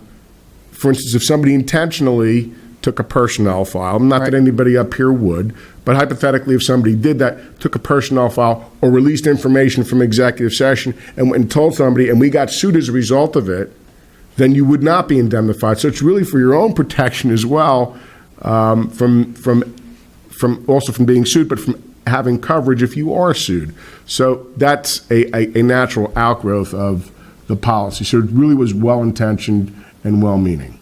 Thank you. Just a quick clarification. So if the media does come to us for our opinion on something that's outside of litigation, then we can certainly do so. That's what I'm hearing. Well, we're talking about other things too. We're talking about personnel policies, negotiations, what goes on behind closed doors in executive session. I mean, ultimately, when those matters are resolved, but I think you have to use your common sense. Right. And if you don't know, the whole idea of contacting me is, hey, I don't know. Is this something I should be talking about? And I am always available to say, don't worry about it. You know, somebody has a question on an agenda item. It's not a problem. Somebody has a question on, hey, I would like to know what's the disciplinary history of a particular employee. Or somebody wants to know what our public safety plans are in case of an attack. They're not entitled to have that information for obvious public safety reasons. So I don't know what you know and I don't know what you do know and what you don't know. But I wanted to make sure that nobody ever said, well, nobody ever told me. So I'm telling you, because as they say in the law, if it can't be read, it was never said. So that's why I did it, to protect you folks. And obviously use your common sense. If you feel that you're on solid ground, it's not one of those prohibited areas, then have at it. You're elected officials. You're supposed to be talking to residents, for sure. Media, it's a little bit of a different situation. Depends what they're usually calling about, something that is potentially problematic. Sometimes not. So it's just a matter of, hey, run it by me. And if you don't want to run it by me, that's fine too. I'm just giving you that advice. It's up to you to decide whether or not you want to take it. Any other questions on the topic? No. No. Thank you, Stuart. I just wanted to clear it up and bring it out in the open. Moving on to new business, Sean? Nothing. No. Dana? Nope. Nope. I don't have any. No new business, no. And reports? So for reports, at the Police and Fire Federal Credit Union, they're having an on-site something for the township of the municipal building. Tuesday, 3/7/2017, from 11 a.m. to 2 p.m. They'll put $50 in your new checking if you stop in. It's just something for residents if you're interested. This was just passed along. Open Space Advisory Committee, there's a community garden that's going to open on or about April 1st. The Open Space Committee also is receiving 2 separate proposals to update our open space plan. That goes hand in hand with our Green Team initiative and achieving bronze certification for sustainable Jersey, which I'll get to later. The Environmental Commission, they've initiated an update of the township's environmental resource inventory. Also, that goes along with our sustainable Jersey efforts. And we're also finalizing our plans for Earth Day and Arbor Day through the month of April. There's a significant list. we'll get this up on the website as soon as it's more final. It's going to involve the district, Washington Township Public Schools District Art Night is themed, an Earth Day theme. There's going to be library displays, rain barrel workshops, reforestations. Woods of the Owl's going to visit the library for some children. Washington Lake Park, Boy Scout, Girl Scouts are going to be cleaning that up. We'll be teaching third graders about trees and seedlings, and also planting trees at Washington Township Public Schools. There'll be some lectures at the libraries as well, some stream sampling with public school tag students to go over the water that's running through some of our streams. And then there'll be some additional potential owl presentations and things that we're trying to finalize at this time. Additionally, we're working on an application, as I just stated, for our sustainable jersey. It's due June 1st. Okay, June 1st. And we're also in that we've applied for 2 grants, which were heard here tonight, one for $2,000, one for $10,000. So we'll see what we can get out of that, and hopefully that'll help us in our efforts to achieve a bronze certification and seek additional grant funding.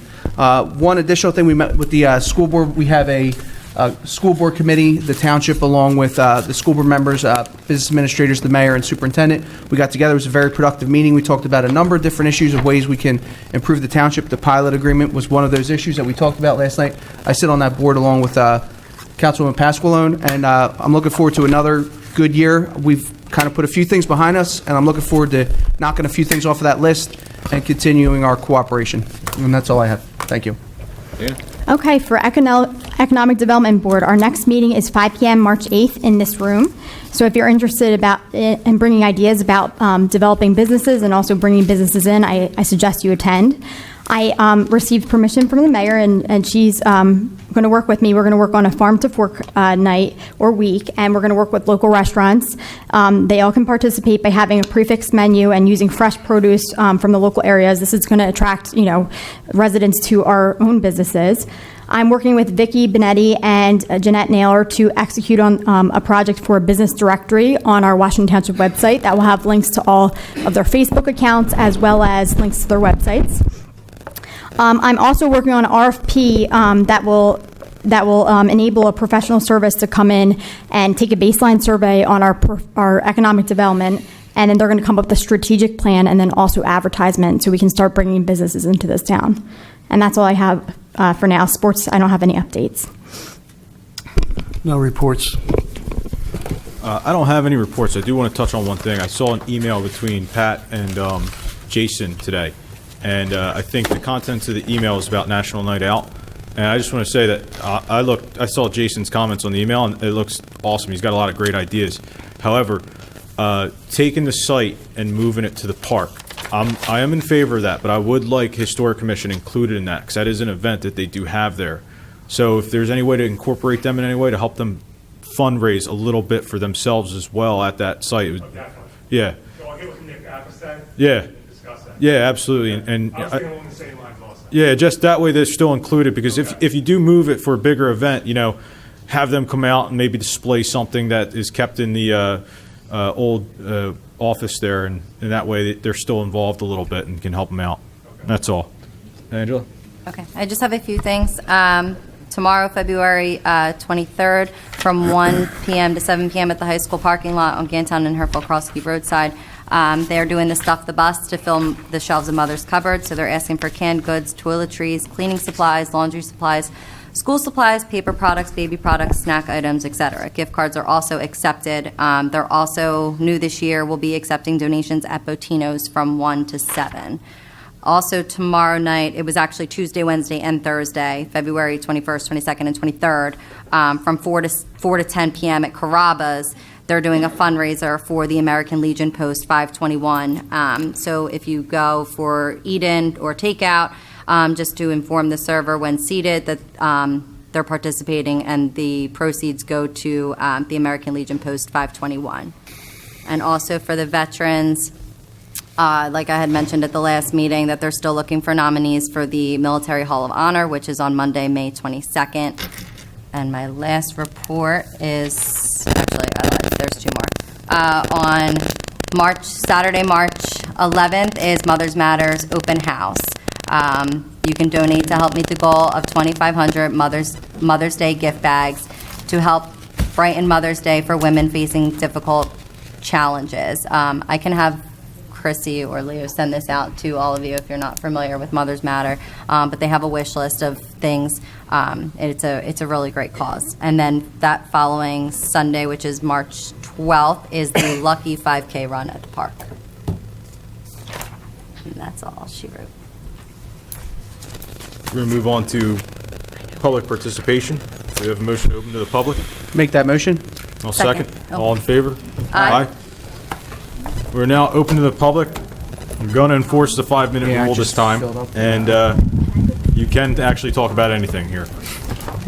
Good evening, Councilman Fazio, members of council, Mayor Gattinelli.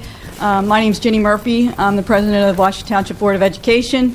I'm here tonight to speak on behalf of the Washington Township Board of Education.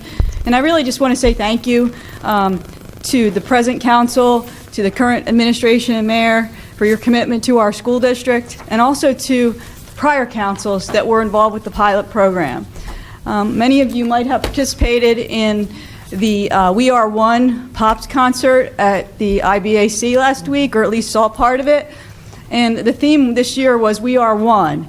And we had like about 200 kids singing and dancing, telling adults that we need to get along. And I think it put some perspective in me and maybe some of other people that attended that show. So I have to say, I've been a longtime resident, 35 years, and I've listened to the last couple meetings because we were anticipating this pilot project coming up which directly affects the schools. And I know we can be better than we are right now. And I think that some of the things that the school district and the board, the council have done in the past are worth recognizing. And I think the current mayor is very committed to maintaining the cooperation and teamwork that exists between us. And this is just not the pilot program. I think it really started with the SRO program and the whole restructuring originally of the SRO program. So we changed that. And towns after towns were calling us and using us as a model for their townships and shared services. We have about a dozen shared service programs that we currently use, and we're continually attending our local conventions between the League of Municipalities and the School District Board of Ed convention to look for more opportunities to save money for the taxpayers in those kinds of projects. But I'm a little bit passionate about this pilot project because I hated it from day one. And none of us brought this or conceived this project. None of us were in any of the elected positions that we are in when this was conceived. It was a 30-year tax abatement project approved over a decade ago. It was litigated by the developer against the township. We spent hundreds of thousands of dollars in that litigation. And it was a project that was putting in 330 apartments that would generate students in our district that was going to cost money. And we needed to come up with a solution that would work for everybody, we are one, that would benefit this community as a whole. And I think we demonstrated leadership in that process because the agreements outside the ordinance, the separate resolutions that were reached between the Board of Education and the council, that's not something that you see on a regular basis. Because the typical pilot is 5% county, 95% the township, and the school district is left out of that. And so he came before you and he said, let's talk. Let's make this work for everybody. And that was in 2015. And that was Michelle Martin. That was Sean Longfellow. You've been awesome in this whole process. That was Nick Fazio. You guys were involved in the direct negotiations. Ms. Donato, you were on council at the time. But even before that, I had some of the board members are here. All these guys, Carol Chill and Megan Watson, they were here earlier. They wanted to speak. This is good government, and this is what we were elected to do. And I'm not, it may sound like I'm like blowing our own horn, but it works. And it works for the right reasons.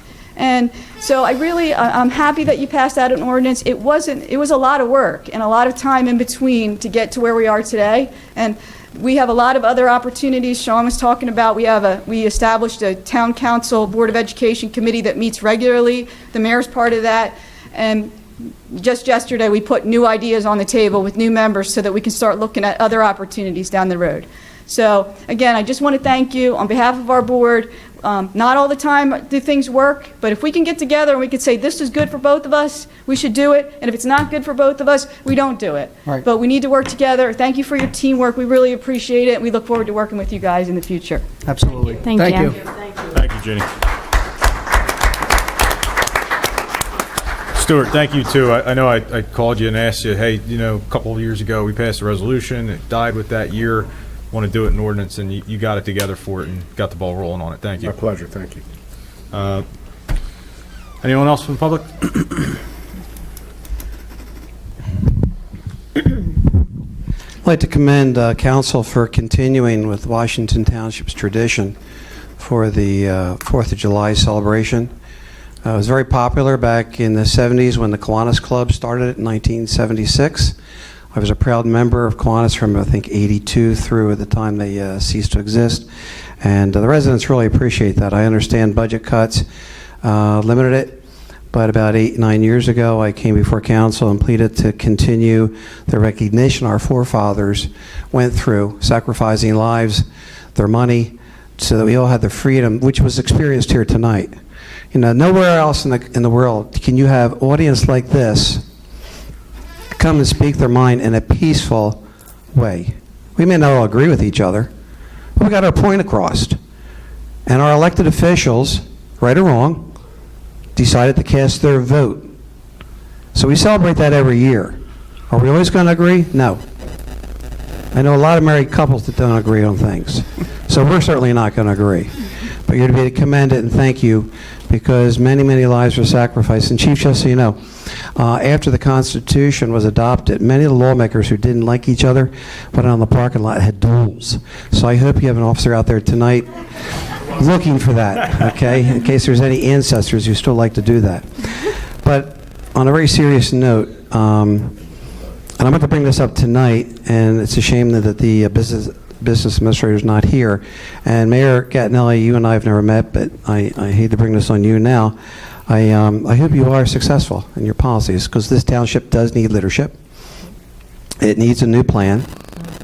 And if everyone can agree on it, great. We want to benefit from that.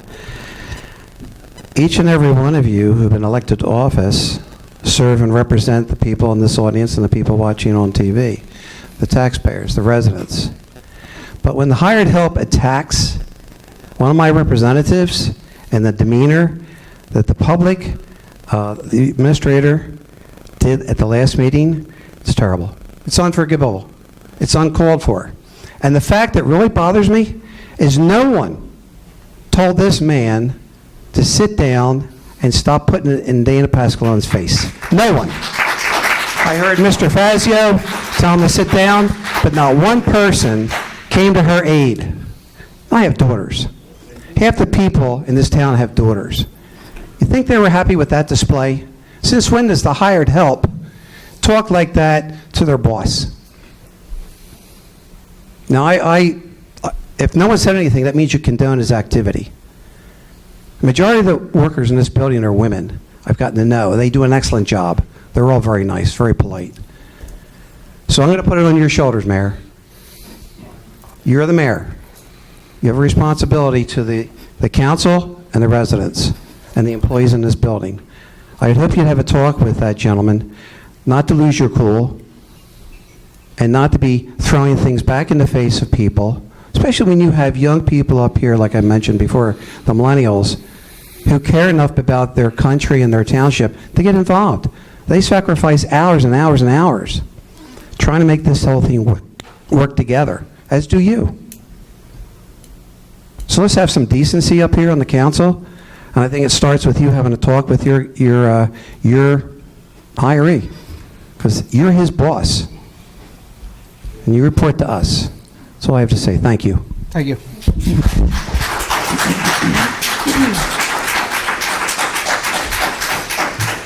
Council,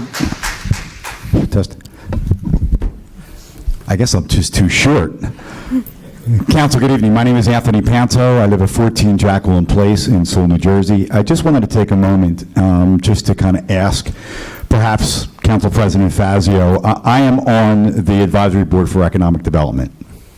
I've only known one council member as part of that, and that is Councilwoman Donato. I have just recently been informed, and this means no disrespect, that Councilwoman Donato has been replaced, and we are 5 months into a very, very deep, time-consuming process. And I'm just curious in terms of how that change went through, how it was approved, and curiously more than enough, that before a lot of the detail that Councilwoman Pasqualone has just described that she is doing, why she wouldn't give the respect to the existing council board members and the advisory board who have put in countless hours over the last 6 months, had countless meetings, have already met with a number of different advisory boards, including Triad Advisements, to meet us, to learn about us, to learn about what we've done. So I'm just kind of curious what led to the dismissal or the removal. And perhaps we could have both of them. I know we sit on opposite sides of the table as an R and a D, but we can get along because we've got some serious economic challenges. And I think we've put together a group of 6 or 7 incredibly serious and bright people who have absolutely nothing to gain in this town other than the fact that they care a hell of a lot about what's going on. Believe me, I don't need this. For most of the people who know me, I'm a pretty busy guy with other stuff going on. But this subject matter is incredibly important. So I will tell you that I know a lot of the other board members will be incredibly disappointed that Councilwoman Donato has been removed from this board. So I would highly suggest that perhaps if both can appear, all right, but if only one can appear, I think we are so knee-deep into this. And I think Councilwoman Donato has brought a great sense of leadership to the group, and the group really trusts her, and we've gotten a lot accomplished. No one else has asked us what we've got accomplished about the conversations. I know you read the minutes. Minutes doesn't really tell what's been going on in those meetings. And by the way, who's contacted the county Board of Economic Development? Me. Who's contacted the president of the county of the Economic Development? Me. Who's brokered the meetings? Unfortunately, it had to get rescheduled. Me. Has anyone from the council reached out to me or any other board member? No. We haven't. So I would just ask again for consideration, and again, Councilwoman Pasqualone, I'm sure you are just wonderful and will add great value to the group, but I would say that I think for the time that Councilwoman Donato was put in, that I think just removing her from the board would not be a great move at this time. Well, Pasqualone, Councilwoman Pasqualone is your liaison now, but that does not mean that Angela can't keep coming to the meetings and working with the board. Was the change because Councilwoman Donato was unable to produce, or she wasn't qualified to produce that? No. So was it political? Probably. Okay. I'm not gonna lie. Well, Council President Fazio, I'll give you a hell of a lot of credit for being honest. But at the same point, you know, Anthony, I think your term came up on the board this year. I think you had a 1-year appointment. So right now, you still hold that seat because we haven't appointed anybody else. I'm going to ask you now, do you want to be reappointed? I think you have to be. I'm not We 100%. reappointed them in the book when we I think my appointment expires December 2017. But wasn't that a council appointment in that position? There's no, Yeah, but we all there's- appointed, we just did the whole book together. They Yeah. were all in the book. From reorg. No, that was never appointed. I That have was the. never appointed, that position. So, and I'm going to we put had it to you to this way. Well, it's listed on the town website as expiration to a 1-year term, I don't know. expiring. The mayor's appointment book, Leo can correct me, the mayor's appointment book was approved by council at reorganization. I have it's my office, and I'm going to run out and get it. I'm just saying, I was going to bring up the point that if you weren't reappointed, I was going to ask you if you wanted to be. Anyway, so it seems like it's already been done. So we're good there. However, Can I make a comment? I did speak with Al Fratelli about all the things that I am working on, and there was a miscommunication about the first meeting, and I will be there on March 8th. And I look forward to working with the board. I'm sure you do. It's. I would like to think that politics would get set aside after elections are over. So you know, Council President Fazio, I'm a little disappointed that politics continues in the appointment of removal, I mean, when it didn't necessarily need to happen. So if you did it just to do a favor because another council person wanted it, respectfully, that's politics. Politics is over once the election, look, we're a small town. Politics should be over after the elections are done. It's time for everybody to roll their sleeves and get to work. Everybody else's boards were all switched up, and nobody has the same boards that they were on last year. And Except really me. Sean has one board that he was on last year and the year before that. Angela did ask for Family Community Services, and I left her there, and Veterans too, because she does a great job with the I'm veterans. on all the same boards that I was, except for liaison for economic development, in development. which I. Well, I just thought from the history of the Economic Development Advisory Board, from my understanding, it's been a shambles for several years, an absolute shamble. I think what we've done in 5 months probably hasn't been done in the last 10 years. So again, my point was, I believe that Councilwoman Donato would love to have continued to be on that board, and not to break the momentum and trust these board members and these volunteers have put into this program. It should be a consideration. And again, if Like this, like Sean is the liaison to environmental board, but I work with them too, and I help them with the community garden and a few other projects that were small. But that doesn't mean that Angela, she may not be your liaison. Dana is now.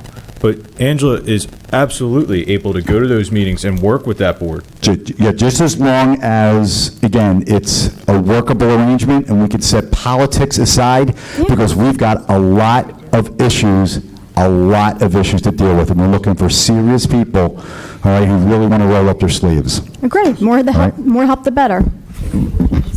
Thank you, ladies and gentlemen.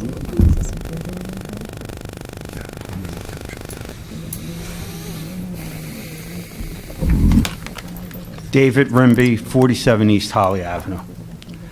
I'm going to make a couple observations, and I'm going to use my professionalism here as a CPA. 30 years, worked in private and my own public accounting firm for 28 years.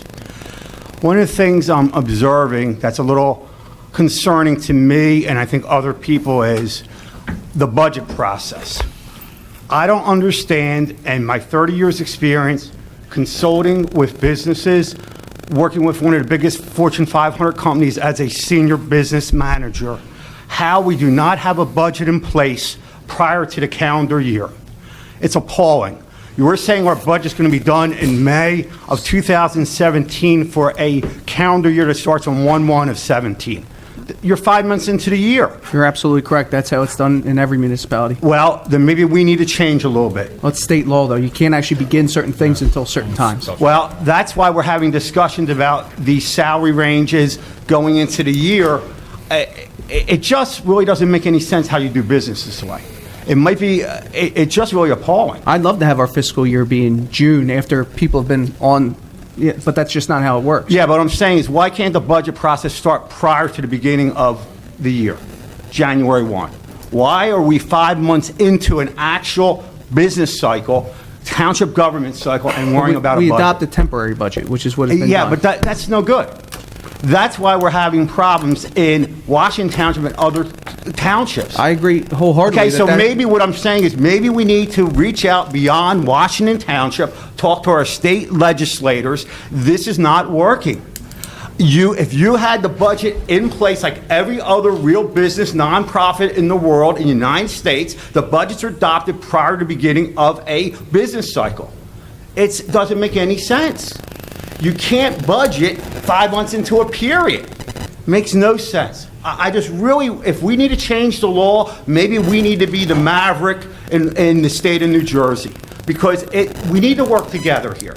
The salary thing and all this thing, if it was in a adopted budget prior to the year starting, we wouldn't be having this discussion. It would have to be tabled to the following year, because you would already have adopted a budget. If you need to make budget modifications, which is done in private business, nonprofits, it's done all the time.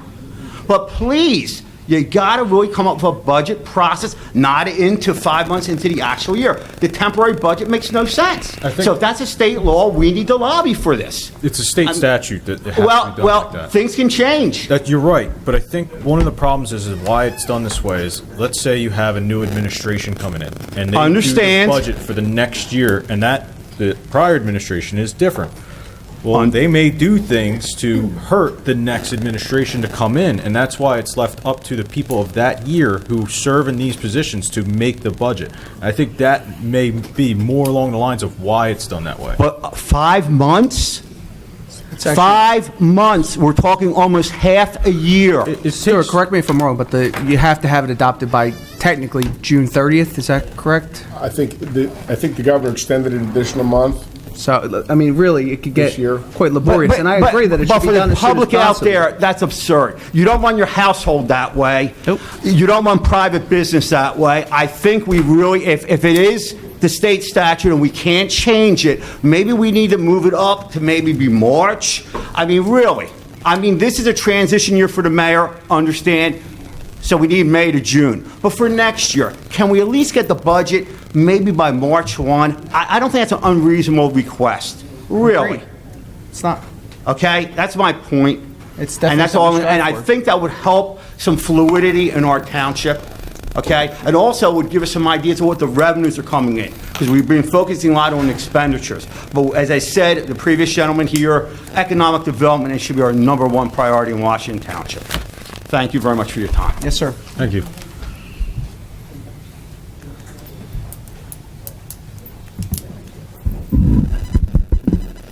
Hello, Ernest Lemke, Barnesboro Road, Blackwood.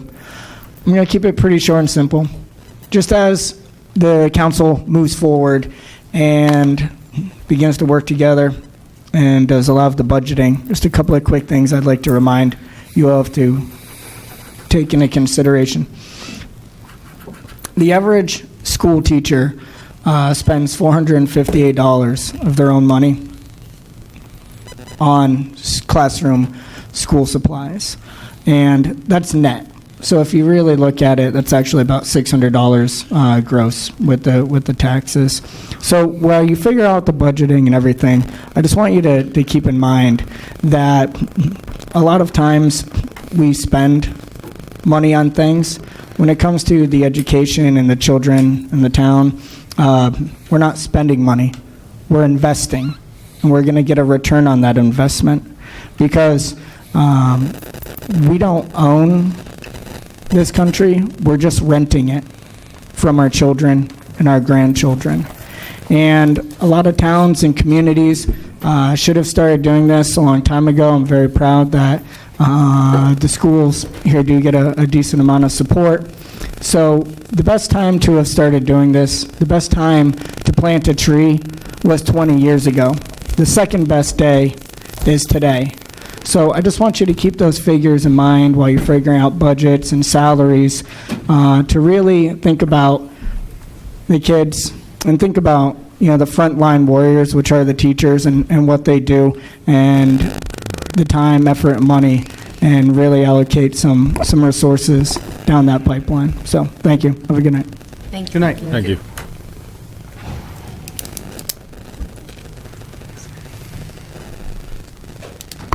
Council, hello again. Ralph Campana. I'm over here in off of Fries Mill Road. If you had an automobile and all of a sudden you got in it, it's a few years old, car doesn't start, the windows don't go down, you call your mechanic, he tells you how much it's going to be. You say, I only have so much money. I don't have a lot of money, but go ahead and fix it. He's going to say, what do you want me to fix first? You're going to say, the engine. I don't care about the windows not going down. What do we need to fix in Washington Township so we can move forward? And that is, we need more ratables. We spoke about ratables. The councilwoman Pascaloni? Yeah, okay. Yeah, right. We're going to bring someone in. I was here 8 months ago. Had some other concerns, which I'm not going to get into tonight because they were never resolved. I want to stay on this subject. We spoke about, what are we going to do for ratables? Well, we're going to bring someone in, we're going to do this, we're going to do that. We know we have a problem. The problem just keeps festering, nothing gets done. I keep paying the township for certain things, and it's not getting done. How would you feel if your mechanic said, well, hey, I know I fixed the engine, but hey, you've had it for 3 days, I don't know what to tell you. How would you feel? I'm paying you folks to watch my money, their money, everyone's money, and nothing's getting done. And you keep hearing it, and you think people are taking jabs at you. But look at it from a common sense standpoint. You're a business person, President Fazio. I've been in your business quite a few times. If this town, and I'm not blowing smoke because I don't blow smoke, I say the way it is. If this township looked half as good as your construction type business, businesses would want to come to our town and they would want to expand. It looks like success, it is success. That's why you're successful and the township is a failure. Trust me, it's a failure. Have a nice night. Thank you for your comment. Giancarlo Dorazio, Winchester Farms. Tonight we heard a lot about bringing business in, ratables. I just want to bring something out. You may already know. I don't know if we realize it or not. We want to import money, but how much money are we exporting that although we're paying salaries such as the professionals I'm talking about? Look, I have a lot of friends in professional. I don't mean this in a personal way. But if you take the solicitor, for example, and the BA, and the CFO, salaries about over $300,000.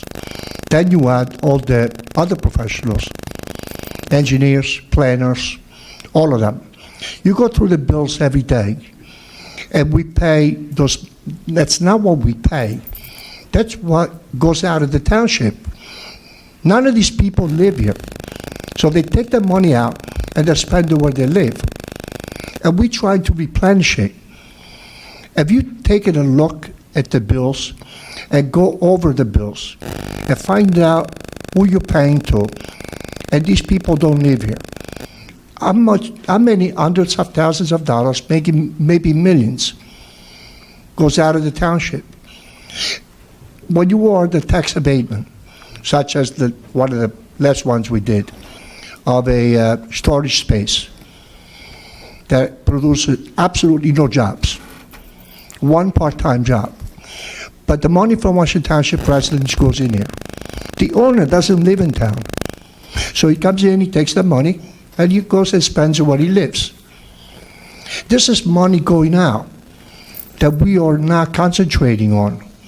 So I'm not saying get rid of these people. I'm just saying, is this maybe a good thing to start? Because we have a lot of professionals that do not live here. They get paid for their services. They take the money out. Now we are thinking about another professional. And do we need a professional to tell us that the reason why the business is not here? Because for one reason or another, we don't have that extra dollar to patronize them. Thank you. Have a great night. Thank you, Giancarlo.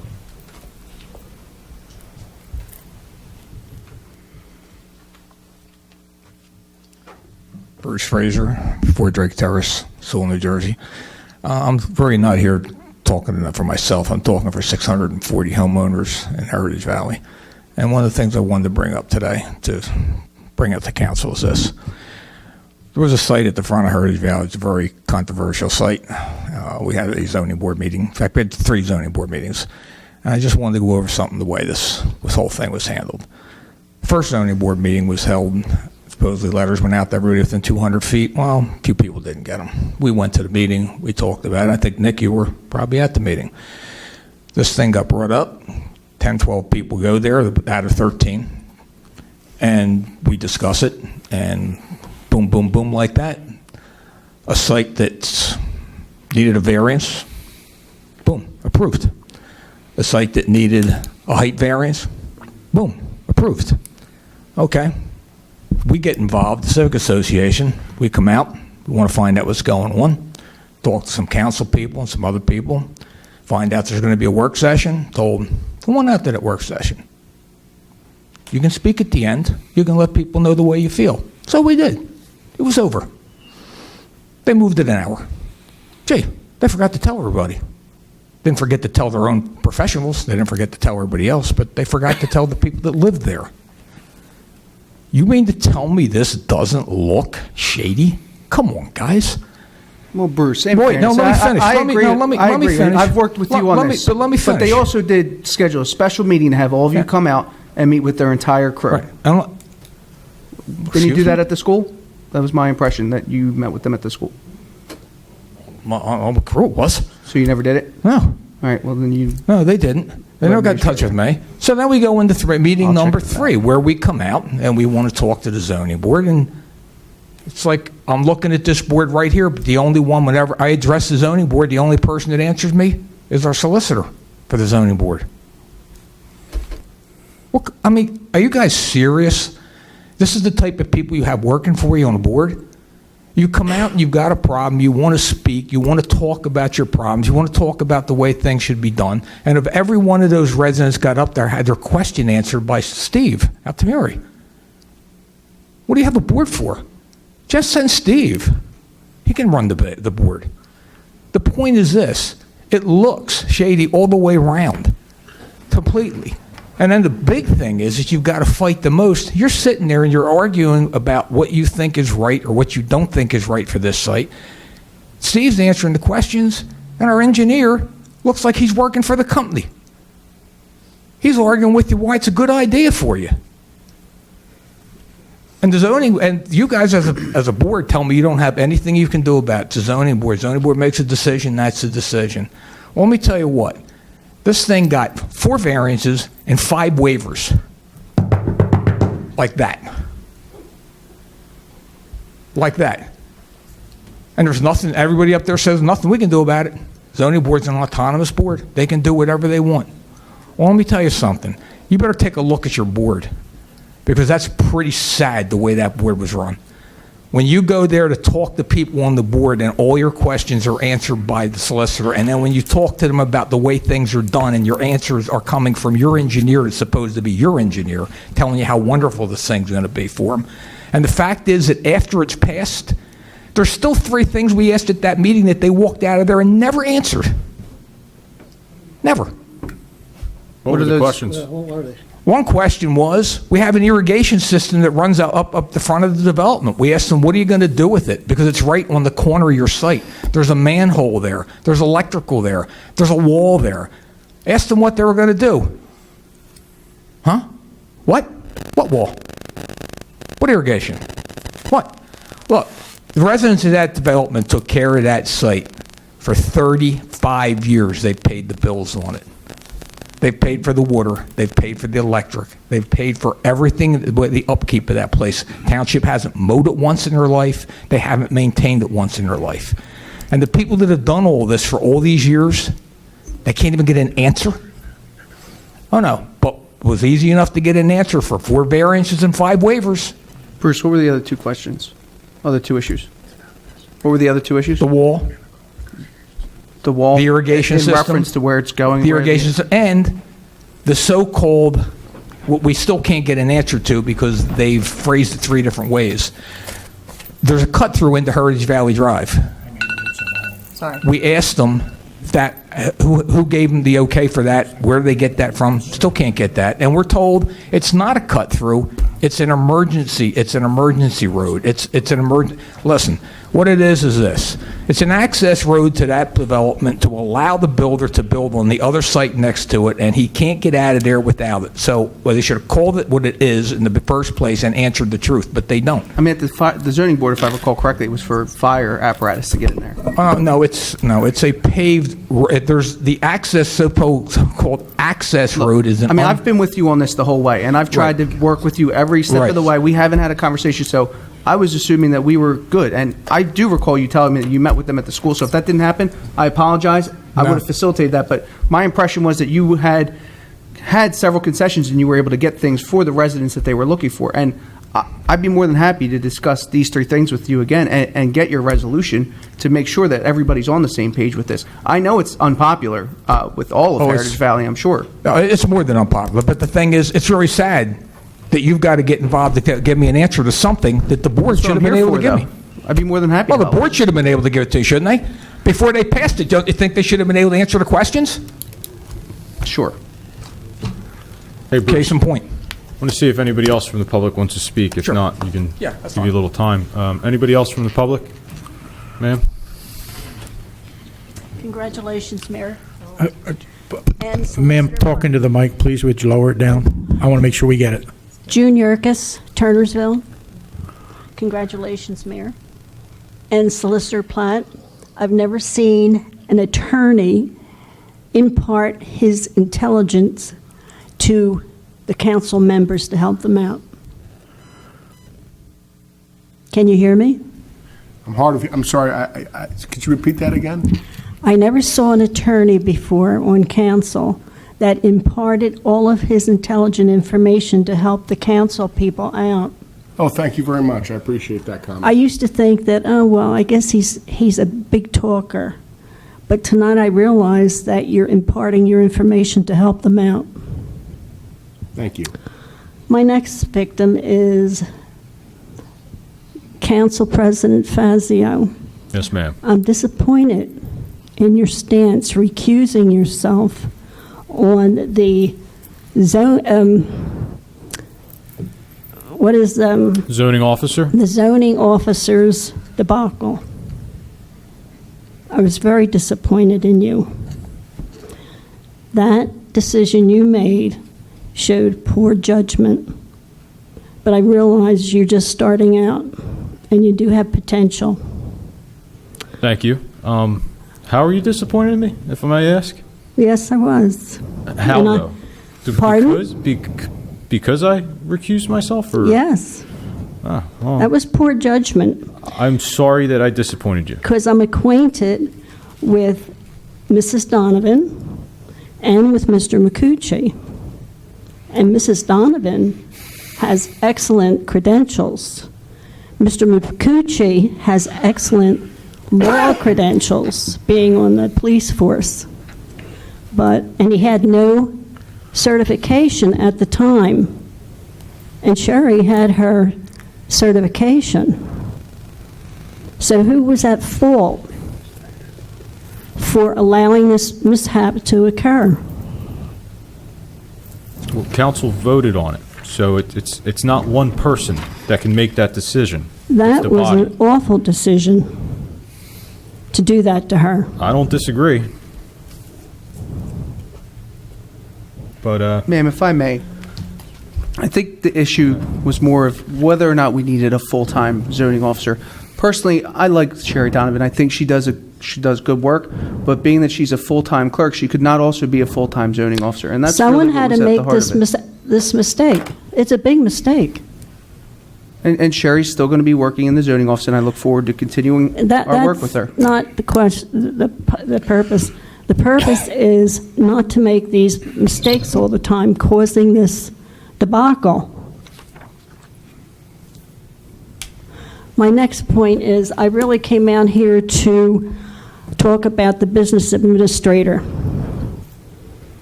I wanted to run over here and help that young lady. Not one of you got up or told him to stop it. He's not here tonight because I think he's afraid. He's like a little boy thinking that it'll all blow over, but I'll tell you, these people here tonight were all talking about him and what he did to her. He was bullying her, and not one of you stood up for her. You should all be ashamed of yourself. The next thing I'm going to address is Councilman Longfellow motioning to hire an expert in economic development. That's going to cost the town thousands and thousands and thousands of dollars with no guarantee but one. It's guaranteed the money we pay them is going to help the expert. He's going to get the kickstart in his bank account. Not this town, but he will get the kickstart in his bank account. I don't know why, and you all unanimously voted for this.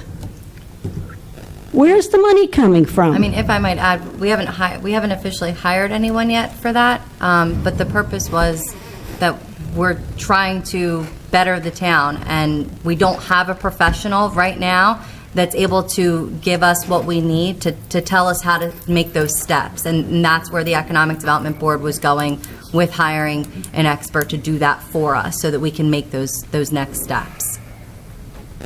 I don't understand it. Ms. Yerkes. If I ran my household, my budget, like this town is, I'd be on welfare. Ms. Yerkes, I appreciate your comments, and I got to ask you to sit down. We have one more person that wants to speak. I can't hear you, Nick. We have one more person that wants to speak. Yes. And you exceeded your 5 minutes. And if you want to get... She said nice things about me. We can suspend the 5 minutes. Oh, yeah, for one person. Why would you want to stop this nice lady from saying But nice things? we have to get to the next person. and- Mr. Platt doesn't get that much. Thank you. The compliment. She should keep on speaking, Councilman. Please, I look keep- forward. Legal advice. I look forward to you, Solicitor, keeping them on track, especially Mr. Longfellow and his motions. And I want you to keep them guarding this young lady from a bully. Do my very best. All right, I'll go home now. Thank you. Thank you. Thank you. Hey, Mr. Platt, I'd like to get some thanks too. I thought I was done for the night, but I have a question. Mr. President, may I address Longfellow? You have a long name. Can we change it to Sean or Long, Mr. Long? But I have a question. Sometimes you vote abstain.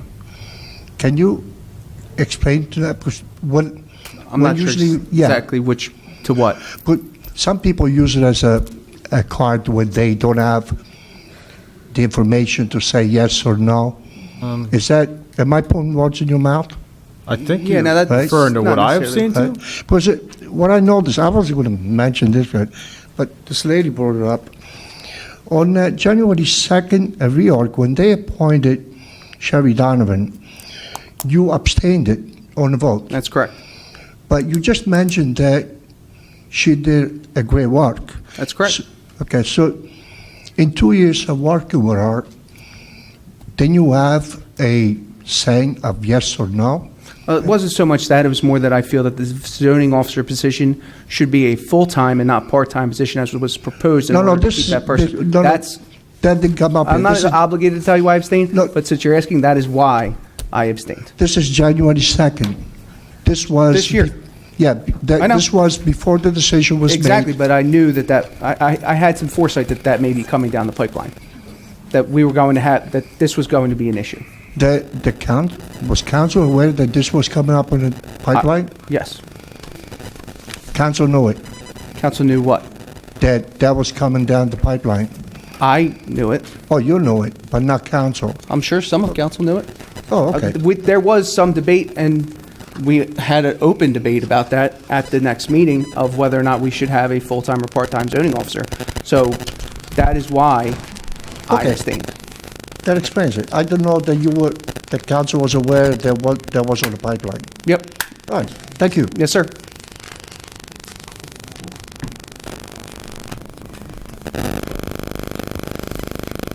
One more question. A couple people have talked about Sherry Donovan. Would you just repeat your name, sir? Sorry for the record. Charles Donato, 4 Windy Acres Drive, Sewell, New Jersey. Thank you, sir. And I actually, I have to agree with them 100%. I think Sherry did a great job, and I think she was a great asset. The question I have is, she was acting as the zoning officer. Is that not correct? I'll defer to Stuart on this one. As far as the legal. What period of time are you talking about? Well, I'm talking about Well, let me ask another question. Is she a member of the union? Yes. Okay. Since when is an appointed official of the town a member of a union? It happens. It happens? Yes. When did that happen? With the prior administration. With Barbara Wallace and Bob Smith? That's my understanding, yes. Okay. What, did she ask to be part of the union? It's really a personnel issue. I don't know much about it, so I really can't answer all of your questions, but I do know that she started out as a zoning officer only, and then there was a grievance filed, and she was eventually put in the union and made a part-time zoning officer. Are there any other appointed officials in this town that are part of a union? I can't answer that question. I don't know. If you want me to check into it and get back Yeah, to you. because that's the only issue that I have, is that, I mean, from my personal experience. That issue's been resolved now. She's no longer part of the union? No, she's no longer the zoning officer. Or she's no longer an appointed official? Correct. Correct. So, is that where the problem came in? Is that she didn't want to give up the position of being All I can tell you is the zoning officer position is a full-time position. A ordinance was put on the agenda to change it to part-time. That ordinance did not get introduced. I'm not even sure if it got a second, maybe it did, but it was not introduced. So it remains a full-time position. And as a result, you can only have one full-time position. You can't have two full-time positions.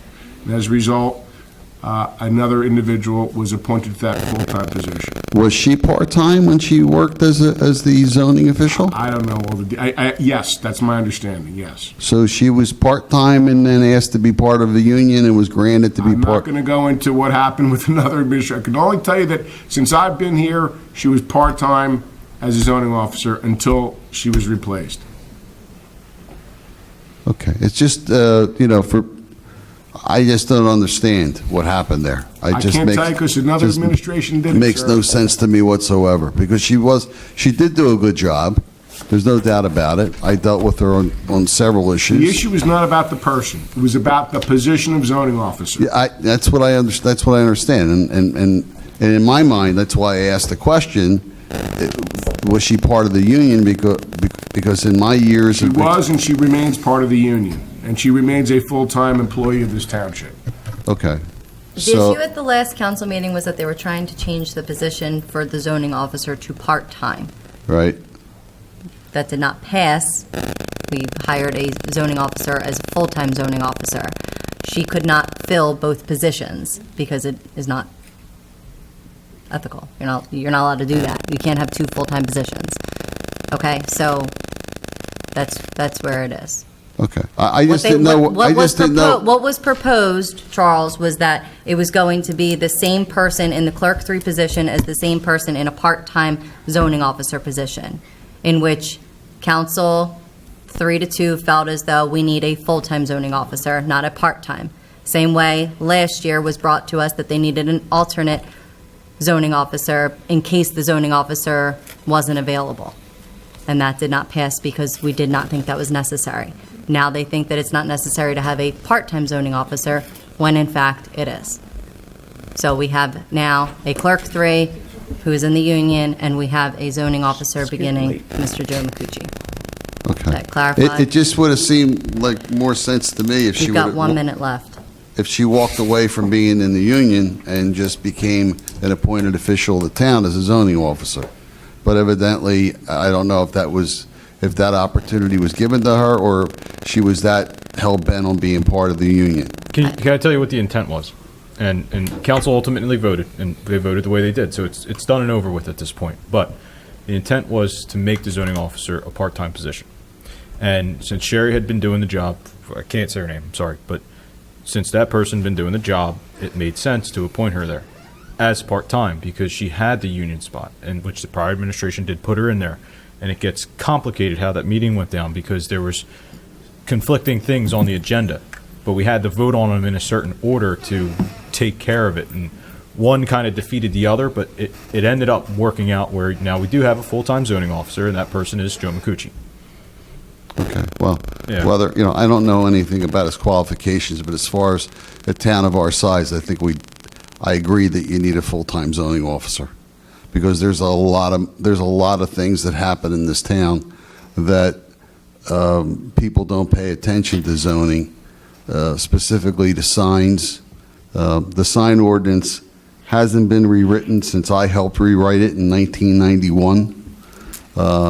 And that needs to be looked at by the planning board and also council, because the sign ordinances in this town is ridiculous. And that's a big part of what the zoning officer is supposed to be out policing. And it clogs up your zoning board with variance after variance after variance for signage, which is just not needed. Great, and I think we'll probably be looking at changing some of the ordinance. Thank you, Charlie. Have a great night. Seeing no one from the public, motion to close. Make that motion. Second. All in favor? Aye. Make a motion to go into closed. Motion to go into executive, I need. Executive Motion to session. go into executive, I'll second it. Please state the reason. This is a resolution authorizing executive session for potential litigation. We may take action afterwards. It's actually under negotiations. Under negotiations. For Pinnacle Place. For Pinnacle Place, sorry. Can we meet in like 3 minutes? I gotta hit the head. Yeah, go ahead. Did the motion carry? Did we vote? No. Aye. No, Aye. Aye. Aye. Compared to what I used to be. We have a motion to come out of executive session. Make that motion. Second. All in Aye. favor? Aye. Aye. Motion to adjourn. Aye. Make that second. All in favor? So late. Aye. Aye. Meeting's over. R. Good night. Next meeting is, Oh, March yeah. 8th, 2017. 2017? good night. At 7 o'clock.